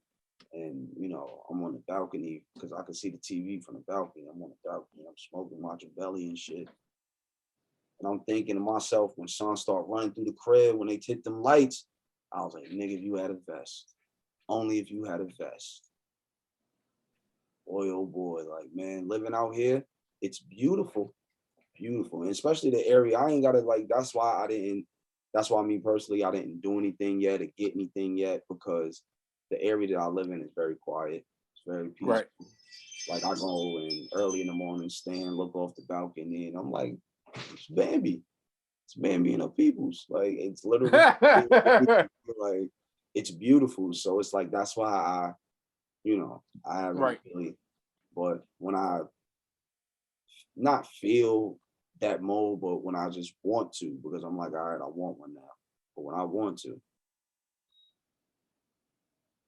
I'm going. Right. It's better to have. I got you. Man, listen. Tell niggas, man, I get the fuck out of New York. You can't live the way you want. You can't own shit the way you want, especially when it comes to guns, man. Like, Yeah, man. tell niggas the fuck out of New York. Yeah, there's a lot of regulations. A lot of regulations. And they make it even harder for us. Like, well, why Facts. you gun? Nigga, for you. Like, what you Word. Like you know how hard it is to get a pistol permit? Like it's like I think it's like up to a year or more. Yeah, that's what they try to tell you. But that's just the nigga waiting list. That's all it is. Like to me in New York, they got a white people waiting list and then they got a nigga waiting list. Like, right. Oh, what's your name? ID? Put him in the nigger side. Like he's gonna wait. Like he's gonna wait. Yeah, right. Now you got mad black people in front of you, and then all of a sudden it's like Jimmy Jerskinsky and he fucks around and gets approved tomorrow. Like I went down here to the pawn shop because I was just looking. I was like, y'all got pawn shops everywhere. Just having to go on one and start looking. Had a nice little 9mm. I was like, oh, that's nice. He's like, yeah. He's like, all I need is your ID. I was like, what? He's like, yeah. He's like, all I need is your ID. He's like, we do a background check. You ain't got no felonies. He's like, you come back, pick it up tomorrow. So, pistols. You could just get a pistol out there. ARs, like, nigga, they were selling a fucking AR in the pawn shop. My son was like, that's what I want. I was like, for you to dislocate your shoulders, stupid. Like, why would you want something that like this and you don't even know how to shoot nothing like that? Right. I should have jumped back. Now your whole shit leaning like this. You look stupid. Like, man, the shit that I see that you can buy out here is scary. Have you been to the range out there? Nah, not yet. Not yet. I give myself, I take my time with all that or whatever. Right. I'm like, I got other shit that I want to do that I'm trying to set up and do. So I'm like, I'll take my time with that or whatever. But for what people told me, like, and for me personally, I'd rather do go to the range. And that's another point that's bad with black people. Niggas get guns and start shooting and hit everybody except the person that they trying to shoot. You know what I'm saying? Like, so you play Modern Warfare, nigga, that don't mean you can let off a 50 cal. Really though? Word. Niggas will go all the way to the gunman and be like, let me get the biggest thing you got. Now they come back carrying a gun looking like a fucking crutch. like nigga, can you even shoot that shit off? Like that's one of the biggest things. Even with wifey, I want her to go to the range, at least 2 times a week so that she can get comfortable. You know what I'm saying? Because you just never know. In fact, I think it's important that your family knows their way around the firearm. Safety of it, Yeah, you know what I mean? So So they're not nervous. God forbid something happen. You know what I mean? You know what you're doing. You have a handle on it. That's a fact. That's a big deal. That's a fact. Same thing with my son. Like that's the biggest thing I tell him. Like I want you to be aware, bro. Like I want you to know how to use that shit. You know what I'm saying? Like in case you ever have to. They got even training guns, you know that? Like little like Yeah, with the shotguns little pellets in for it, with the little pellet joints in it. well, no, I think actual for like hunting, also for young kids or whatever else, they got like smaller shotguns that they can use. Yeah, I saw that. They got those and they have for like kids that you don't really want them using guns or whatever, but they have like these like rubber joints. Like you know how the cops use the rubber joints. Okay, the rubber bullets or whatever. Yeah, like you can buy that for them as well. So that in case an intruder comes in, if you don't want them having to use a gun and having to deal with, you know, the PTSD that comes behind shooting somebody Yeah. or whatever, they can use the excuse me, they can use the rubber joint and hit a nigga and just, you know, it'll do the same that they said Yeah. it's just about the same feeling as a person actually getting shot. So I say to each his own, man. I'd rather him let off one of them little baby Saddam missiles than one of them pellet ones. You know what I'm saying? Like you get hit by one of those, you probably could get back up. Not you, but I'm just saying the motherfucker could probably get back up after getting hit. Yeah. I ain't gonna stop nobody. You know, I'd rather my son hit his ass and then let the dog take care of the rest after.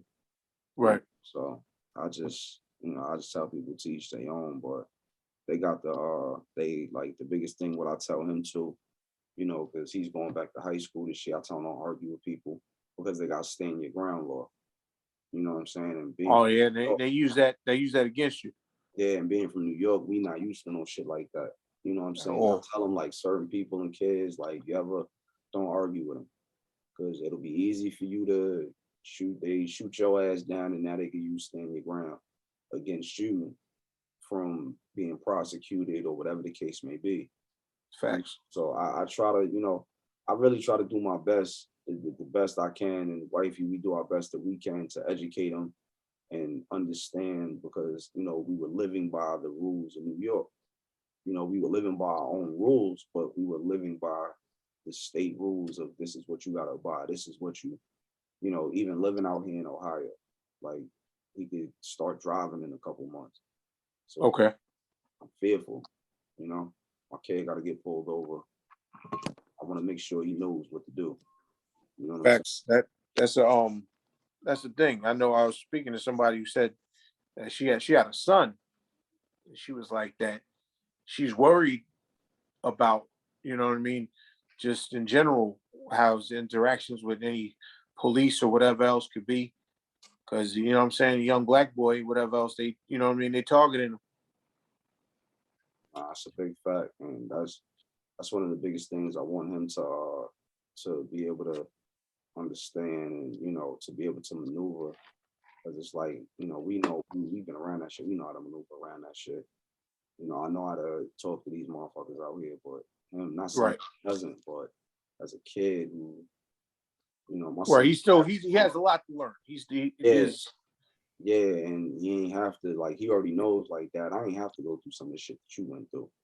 Like I don't have to run the street. I don't gotta do this. I don't gotta do that. You know, even though I didn't have to do it in the first place, it was my choice to do those things. right.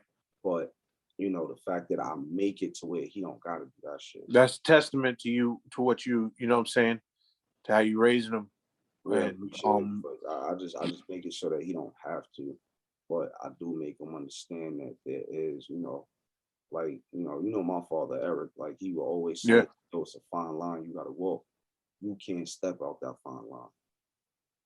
They can step out of it. You can't step out of it. You know, right. We don't have the that's a same fact. provisions, real talk. That's a fact. So that's why I always tell him the same thing. You know what I'm saying? Like I always instill like those things that my father instilled in me and made me understand as a black man. Like, bro, you can't do this, you can't do that. But if you can beat the odds of this and beat the odds of that, then it gives you enough room to be able to do certain things. But still always remember, you can never step out of those boundaries and lines. So it's just, it's just something I teach him. Something I'm Right. sure he understands, especially like I say, as a black man. But yeah, though, man. That's good. I respect. Yo, I'll tell you what, I can't wait to meet him, yo. It's been mad long years. And like when you say you're like 15, I'm like, damn, where the fuck? Yeah, the one You know time, what I mean? Like, yo, at first I thought I didn't hear you right. I'm like, I didn't hear what I thought I heard just now. nah, couple people can't believe it either. Like, yo, wasn't this little dude? Like, yeah, I was a Word. little dude. Now he's 15, man. He's A little 15. scrap. Yeah, he on his way. He on his way to, September he can get his permit. So like by the end of this month, beginning of the next month, we gonna start taking them out on the road or whatever, mostly to the mall. They got real big parking lot Yeah, spaces. yeah. Take them out there, teach them how to drive or whatever. But it's like, it's just scary. It's not scary, but it's just like, It's happening kind of fast, I guess. yeah, man. And I'm still young myself. Like I'm only, like I said, I'm gonna be 33 this year. So like I'm still young myself. So it's like to teach him how to drive compared to how somebody taught me how to drive. Like it, I got taught how to drive by my homeboy. My homeboy taught me how to drive, and like he used to hustle, and Okay. he was like, "Yo," like I lied to him one day and told him I had my permit, and I didn't have it, and I used to drive him around in the neighborhood and shit. So he knew. I think he knew it because every time he'd be like, "Yo, come on, let's go down Bagatelle." I'm like, "Nigga, I ain't driving on that road." I would switch and he drive. So one day he just told me, he was like, "Yo, go this way, go that way." So I'm driving. I'm like, "Yo, why you got me driving on Bagatelle?" He's like, "Yo, don't worry about it, just driving." He's rolling up. So I'm like, "All right, man, whatever." We get to the light. So we at the bridge. We get to the light. Son goes, "Make this right." So I looked at him. I said, "Yo, bro, I'm not getting on the LIE." I just confessed. I was like, "Yo, I ain't gonna hold you, God." I was like, "I ain't got no license, right?" He's like, "Oh, I've been new." He's like, "That's why you're getting on the LIE." He just fell out laughing. I was like, "Yo," I was like, "I really don't want to do this, man." I was like, I don't want to get on that LIE, bro." He's like, "Nah, fam." He's like, "You getting on the LIE, nigga." He's like, "You drive." He's like, "We be driving around the town." He's like, "How do you drive from Wyandanch to Massapequa and don't get on the highway?" I was like, "When you can go through towns." He's like, "No." Yeah, Get it? you're taking the back streets, right? Word. He's like, "Nah, you getting on the LIE." So I was like, "All right." He told me, he's like, "Keep the car at 55." He's like, "That's all you need to do." So I was like, "How do I get over?" He's like, "You just look straight." He turned around. He's like, "All right, get over." I got over. He's like, "Stay in this lane all the way to exit 65. Just keep the cars." He's like, "Just keep the car at 55 until you get to 65. I said, "Okay." Kept the car just going. He's like, "Here, you want to smoke?" I was like, "We're definitely gonna crash." But I'm smoking anyway, though. Yeah, I was like, "We're definitely gonna crash." Like, Uh, drove all the way there, drove all the way back. He's like, "So how was it?" I just got out the car and slammed the door. I was like, "Never again, fam." I was like, "Never again." Like he would do fucked up shit, especially like when I first started going.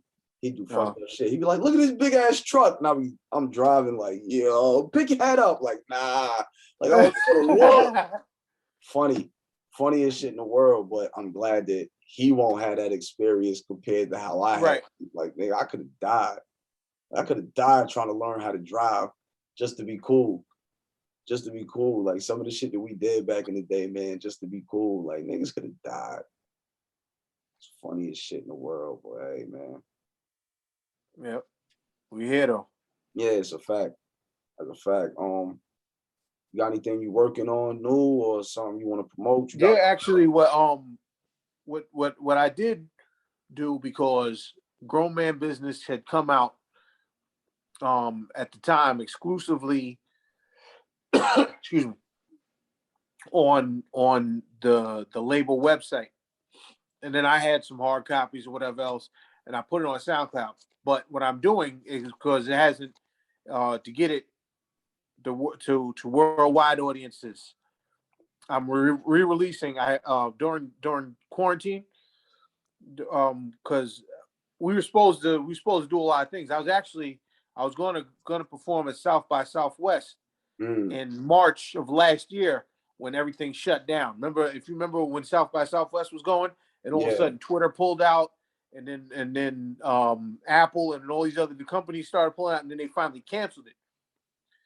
So I think once it jumps back up, I got a shoe in because I've already been locked in to go. Got it. But I saw like nothing was happening. There was no shows. There was no people. It's like even studio niggas wasn't even like I'll be like, yo, can I record? He'd be like, I don't really. They wasn't really fucking with it because nobody knew what was going on. So what I ended up doing was I have the rights to my music or whatever. So I took a couple of the songs that I want to get more exposure to, and I got them remastered. Some of them reworked, cleaned up a little bit. Some of them remixed or whatever else. Okay. So it lines up a little better, and I'm gonna drop those periodically. I got some. So I always got something to go out, and I'm working on new stuff. I'm writing right now, and I have two projects that are I've been working on for years now. The thing about that is they're going to be that's I'm playing like a long game with that. That's going to come out eventually. Okay. But the stuff that I'm working on now, I kind of just want to just drop something. But I'm in a mode right now where, just like the contingency plan, I kind of want to go. I don't necessarily need to go too topical. I want to go bar heavy, and I want to go like crazy beats. Like so, and that's just the zone I'm in. Okay. So that's what I've been working on, and I plan on dropping something before the end of the year because I just got to keep up. I got to keep up and keep going. So. All right. So before we, like I told you before we wrap up, All right.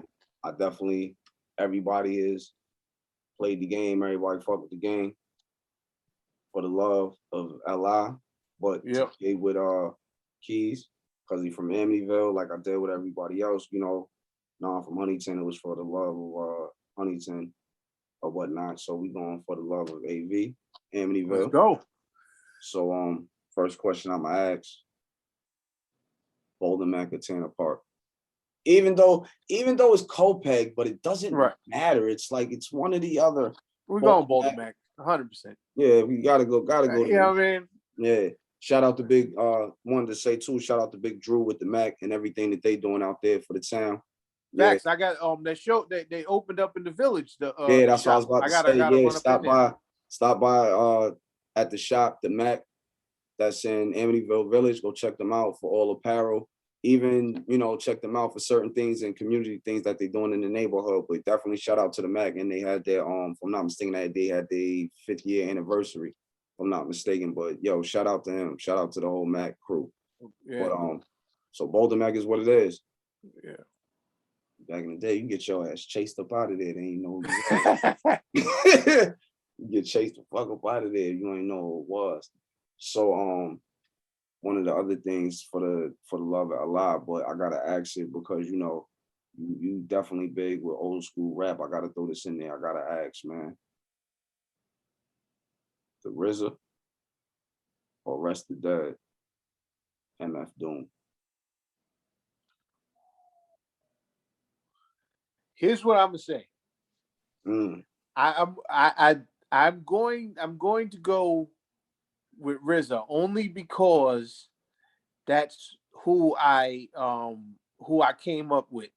Okay. MF Doom is somebody I just discovered not super recently, but less than 10 years ago. You know what I'm saying?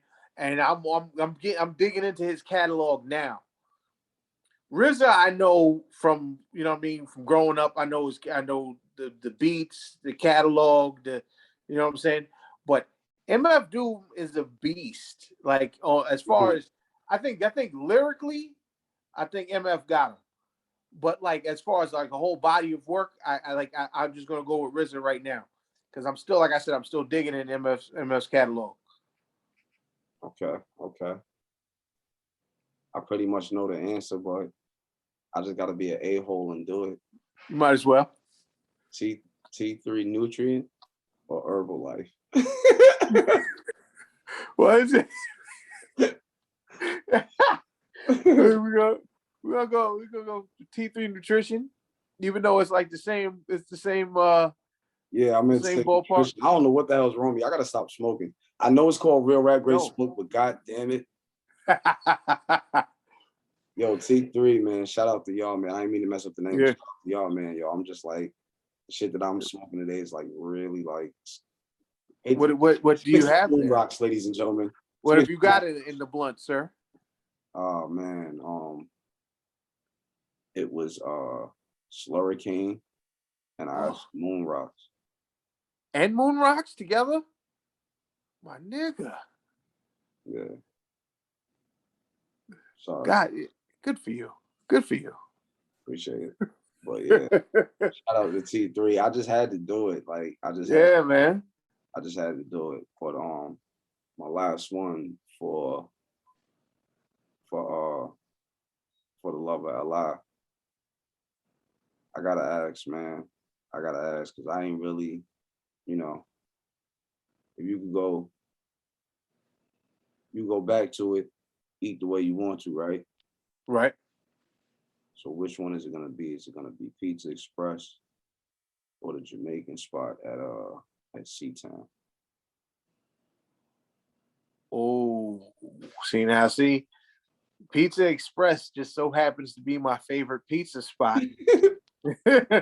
and over by C-Town, they have jerk pork. I don't know. Everybody don't eat jerk pork. Everybody doesn't eat, you know what I'm saying? Yeah. But I happen to. Woo! I will go Pizza Express though. Pizza Express? I'm gonna go Pizza Express. They've been tried and true for so many years. Yeah, you can't really. I can't knock them. You can't go wrong, man. You can't go wrong. Definitely can't go wrong. But I definitely like to say thank you for coming out, for pulling up, man, because I definitely needed you to, pull up for an episode, man. Like I said, you embody what hip hop is, to the essence of it, the roots, the same way there are a lot of people out there and a lot that do the same, that are very, strictly stick to the roots of this, of what hip hop really is and what it means, man. But for me to you, like I said, I just want to give you your flowers, bro, because appreciate it. Most people look at people like, how he legendary, like you understand his work ethic. You don't gotta have a big name. Everybody in the world ain't gotta know you, but your work ethic is something else. You know what I'm saying? And like I said, people with this work ethic, man, you see them up here on this platform, that's the reason why their work ethic is phenomenal, and like I said, cause I just want to give you your flowers, man. I appreciate you. I feel like it's important to keep that in mind, keep it consistent to where we came from, and keeping it real part is the most important. I feel like, you know what I'm saying? That's what hip hop is. It's not all this one thing. You know what I'm saying? You speak what is. Yeah. And so I appreciate you too for establishing this platform to showcase, you know what I'm saying, talent and people who do this, who you know what I mean? Every episode that I've seen, there's people who get busy. You know what I'm saying? It's not like, shout out to them, man. Shout out Nam Nitty, shout out Villa G, shout out Groovy Zoo, man. Shout out to the whole LI and all the artists out there, man, that's really doing it. Or whatnot. Usually I have a song of the week, but I didn't have one this week. I really haven't heard anybody dropping anything like that crazy this summer or whatever. Not saying anything crazy, but I haven't really heard anybody dropping anything, like one person that I have been listening to from Huntington. His name is GP Cap a lot. I've been listening to him a lot lately. You know, young dude, you know, he goes off. He goes off. Okay. He's speaks for the young voice, you know what I'm saying? And I kind of know how he is and who he is as a person and what he speaks about. He's dead ass. Like son is that he's that nigga, he's the young voice, man, and he can really make a lot of moves. There's a lot of these young guys out here that can make a move with this music shit and Okay. you know, really put the whole town and the whole city on the map. But like I said, man, we really appreciate you for coming out. Shout out Word. Piff Rich Farm as well, his company. Know what I Let's get mean? it. For them, need some edibles. Yeah. Y'all know where to Word. go. Go Let holler. me just say too, I got a virtual concert on Saturday, the 10th. It starts at 7 p.m. It's going to be on Facebook Live, but also I'm going to be live streaming it on my Instagram, Keez Hip Hop. That's Keez Hip Hop on everything: Twitter, Instagram, Facebook, and KeezHipHop.net. It's my website. Um, Real rap, great smoke, bro. I can't thank you enough, bro. And I need a hat ASAP. Yeah, he's talking All about right, look at that. That's just fire. trucker joint. Real rap, Let me get, yeah. you know, I need I that. have something coming through soon. Word. Definitely. I gotta I have a show not just the 10th, but at the end of the month too. If all goes well, I'll be wearing that on that show. Yeah, So, definitely. Just let me word. know and we'll get one sent to you. Sure. Definitely get one sent to you. But and I'm gonna try to make arrangements. I want to come pull up, All right. come So see you in live. yeah, we can make that happen and get you here and do another one in person, which would be really dope, you know? That would be fire.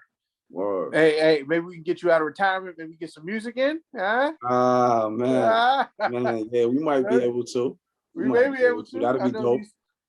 like the audience. I don't know if they know, but you was nice back in the day. I You appreciate know what I mean? You had so like that.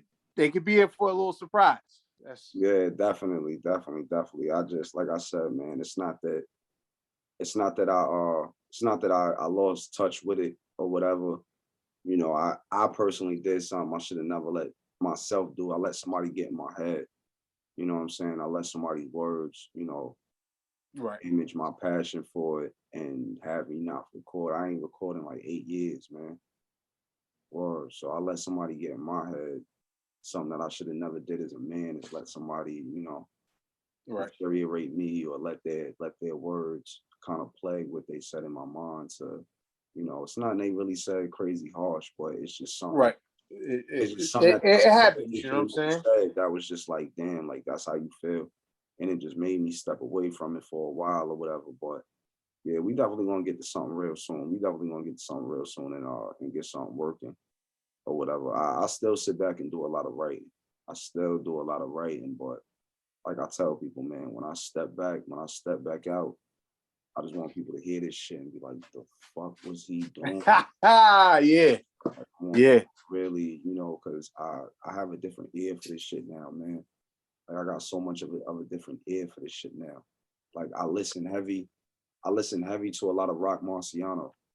You know what I'm saying? Yeah, I like him too.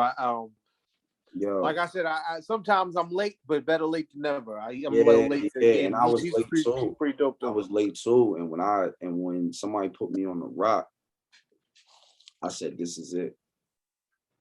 Like I've been jumping lane to lane, trying to figure out what lane I need to. When I heard rock, I said, "This is it. This is where you want to be." This is where I want to be. This is where I know I can be. This is where I know I need to be." It's like that lane that, you know, not his lane, but that music that he makes. It's therapeutic, man. Like the way he puts his balls together, constructs, and bro, Yeah, he's unique. I don't know many people I can compare to his style or stuff like that. the only person that I compare to it, but it's not bar heavy is him. Like, woo, like it's gonna make you rewind and go back and listen again. Like West Side Gun. Okay. Like I went back and I started listening to Dr. Birds all over again because I really started listening to his verse.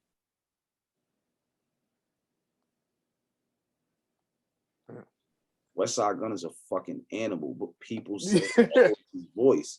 Like, oh, his voice, I can't take his voice after. But if you listen to what he's saying, Right. son, just like Go off. Yeah, like Conway. I listen, you know, when somebody put me on the Conway, I listen faithfully because I'm like, it's not, this is the lane that I want to be in, but the word capability is amazing.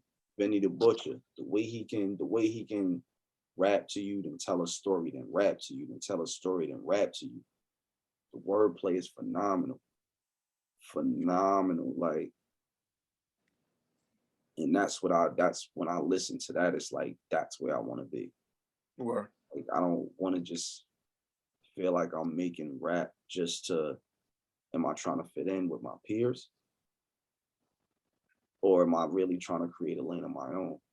So where people will listen to me and say, not, you know, not this is Dubai or this is wavy or this is, I want people to be like, this is the person I know. Mm-hmm. This is the person, the personality that fits with the music.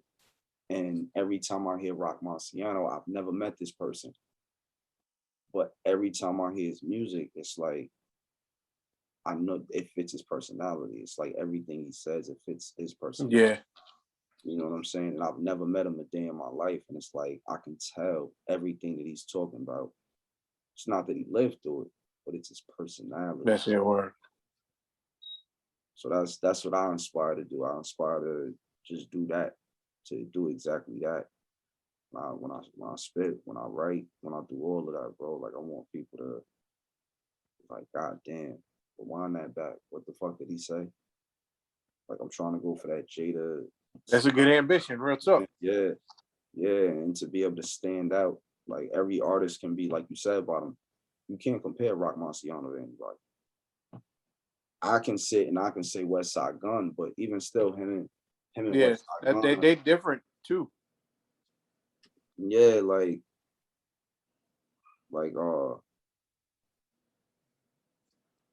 nigga said, what did he say? When he said knock the game up, it was more than just morning sickness. He said, listen, kid, I'm still on that pimp shit. My shooter like Larry Bird, he from Port-au-Prince, he not from French. I'm like, what? And then when I rewind it back and I'm listening, this shit is intrinsic. Me and my niggas kill. That's how we build friendships. Till then, your membership's pending. Pinky ring with the diamond pendant swinging. I'm in a European speeding up and down Linden. Like, I'm like, nah, rewind that back. Like I tell people all the time, like my favorite joint is called Dolph Lundgren. Trust ain't ever been my strongest attribute. Trust me, I ain't tripping. I'm just doing what I have to do. I'm like, nah. I'm like, this. I think he said, I ain't nothing to, he said, I'll put something sharp in your plumbing. I ain't nothing to, he said, I ain't nothing to one to fuck with. I'll bust your shit like Dolph Lundgren. I was like, Dolph Lundgren. And I couldn't, I'm like, who the fuck is Dolph Lundgren? Yeah, you Got my phone and I said, I'm like, that's who Dolph Lundgren was? Yes, nigga. The nigga that whipped Apollo Creed ass? I said, I agree with you. I'll Dolph Lundgren some shit too. Thanks. Like, Right. fan, bro. Like I'm a fan. And the fact that I don't think a lot of people know he's from Hempstead. Nah, I didn't know that. Son from Hempstead, bro. That's why I became a fan even more. I was like, this nigga from Hempstead? Niggas putting on for the island. Let's Facts. Go. Facts. I saw his IG one day. His last joint that he dropped, when Buster said it, Buster was like, yo, this is the illest lyricist Like this is one of the illest lyricists. Like the whole Griselda, like when you hear their beats, that's Rock Marciano. Like Rock Marciano created the lane of rapping over beats without drums. Like his last joint, he got a joint called Downtown 81. There's no drums on it. No drums on it. If you listen to Conway, a lot of his shit sometimes, no drums on it. And he fucking kills it. I got a peep game because that's something I haven't noticed. Manchami, West Side Gun, they'll rap the beats with no drums on them. With no drums on them. And it's like the poetic shit is poetry, bro. Yeah. Like, shit is poetry in motion. You know what I'm saying? And I hear it from a lot of artists out here too in the island. Like a lot of artists is poetry in motion. Poetry in motion, bro. Like niggas really deep. Yo, but like I said, that's the way I found myself. And listening to them guys, and I'm like, not what they've been through, not the lifestyle, not the drug talk, but just the way they construct songs, the way they put them together. Like West Side Gun is a different person. Like he's a very different person, especially when like when I watched the video Dr. Birds, like I laughed because my son was here in the crib one day and I played the video. He was looking at me like this. My son was looking at me and he kept going like this. He was like, kept tilting his, and I was like, what are you doing? And then I looked at the TV and he was doing that. He was doing the same thing West Side Gun was doing. And I'm like, yo, you really, not influenced, but I'm like, why are you like, and he's like, it's flashy. He's like, I like he's like the way those guys wear their jewelry and da-da-da-da. He's like, yeah. It's flashy, but you could tell they've been into it. He's like, you could tell they've been into it. He's like, and they ain't no joke. He's like, them dudes ain't no joke. So he respects the craft. He respects, you know what I'm saying? And that's the same thing that I respect from, you know what I'm saying? Especially, like I say, Conway. Lil Brody let off his 30. He ain't even flinched. Caught the body. Yeah. Ain't nobody seen him since. I was like, yo. I'm like, yo, son is, you know what I'm saying? Especially like I say, West Side. I love West Side when he jumps on the track. Hey, yo. Yeah. Like that's I like he makes a lot of wrestling references as well. Yeah. That nigga said he made a reference with Jake the Snake one day that had me dying. But he's a big wrestling fan. They came from that era where wrestling was the shit. So like he's a really big wrestling fan. Or like the Devil's Rejects. They're a big fan of the Devil. Like Conway loves, like he loves Captain Insano, my nigga. Like he fucks with Son.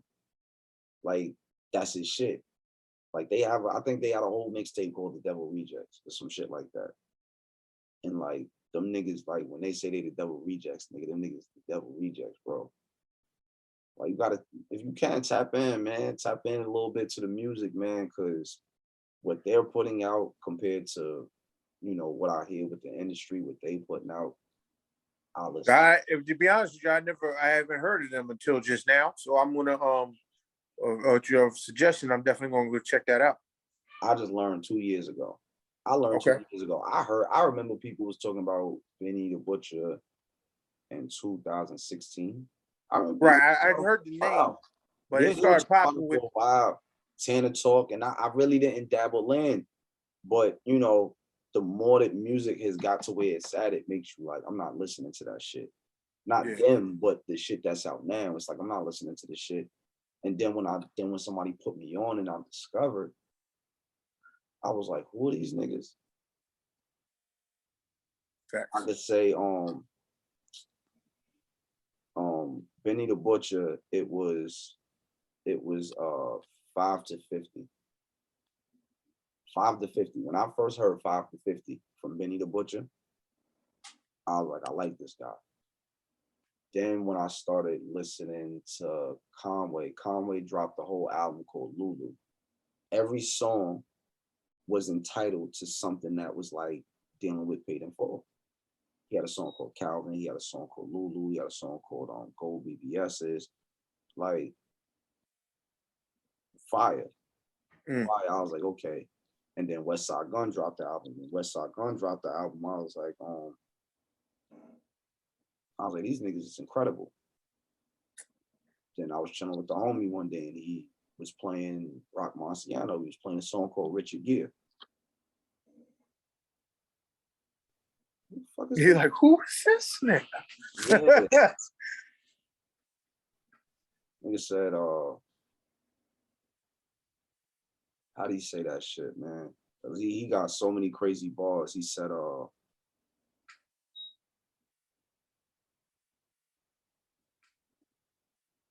that's how he started the ball. He said, all this, he said, so much water on something, you'll never catch me slipping. I was like just the way he constructs and Right. puts bars together is like, he said, what was it? Damn, what was it? The Richard Gere joint. Not when he said it, he said, damn, I'm trying to get this shit in my head. He said, somebody aimed the stick from a long distance. Hold on, I gotta look this shit up because this you talking about crazy.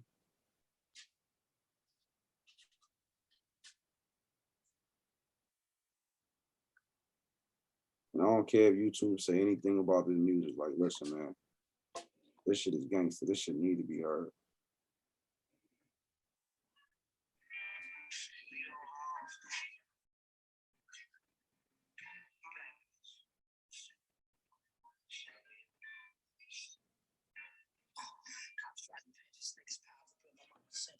I had a 9 with the condenser. White to magenta when them shots enter. Hit you and left your body bent up. You know the chain of command just for dollars that we could probably link up. Otherwise, it's unlikely, my nigga. I'm not to be taken lightly. I'm a solid killer. Do me a favor, come suck what's behind the zipper.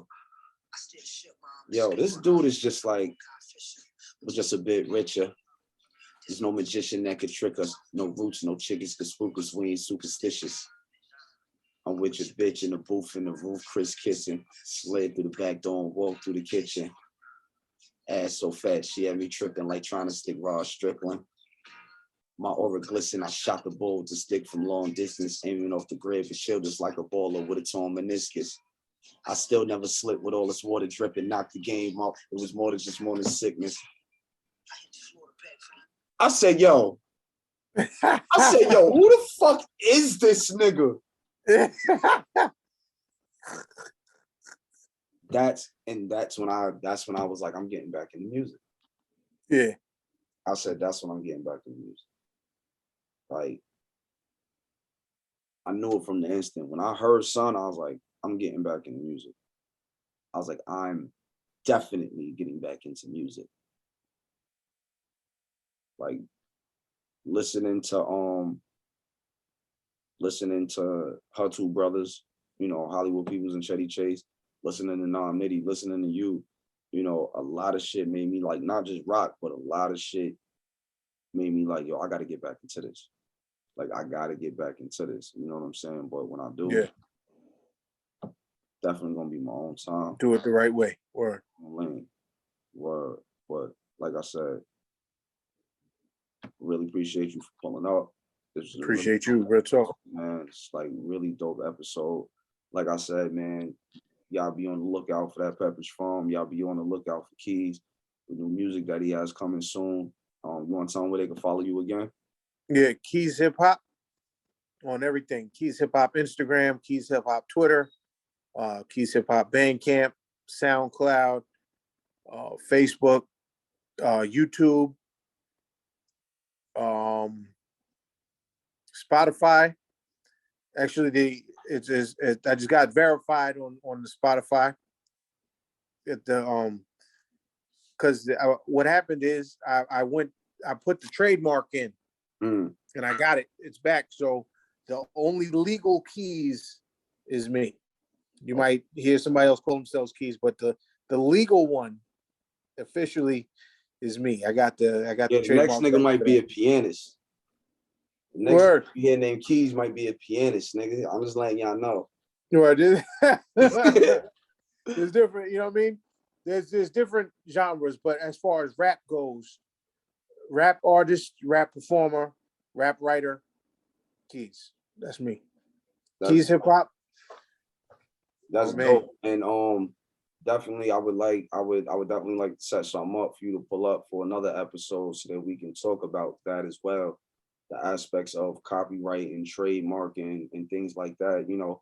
I could tell you're very informative on it. So, you know, maybe we could give some of that information to some of these brothers out here and even some of the sisters out here that's, whether it's an entrepreneur business or whether it's you know, they're doing their music, at least they have some structured mind of knowing what it takes to trademark and copyright and things like that with their music. Like I said, I know you're very informative on it. So yeah. I'd love to do another episode with you on just that, and we can talk about just that and what it takes to, like I said, take those steps and do those type of things. Bro, just let me know. This was fun. I'll do this shit again. Man, definitely. I told you, man, I don't play when it comes to this, man. I try to do my best to be the best interviewer that I can. And like I say, this is about y'all. This is about the artists. I want the artists to be as comfortable. I want the artists to display their personality, show they are as people. You know what I'm saying? I don't like to try to control the interview, you know, but I do like to, like I said, give y'all guys the voice to. So it's just real rap and great smoke. Appreciate the platform. Yeah, man. Real rap, great smoke. Real rap, great smoke. Appreciate you so much for coming out, man. Much love to you. All right. So it's just real rap and great smoke. So it's just real rap and great smoke.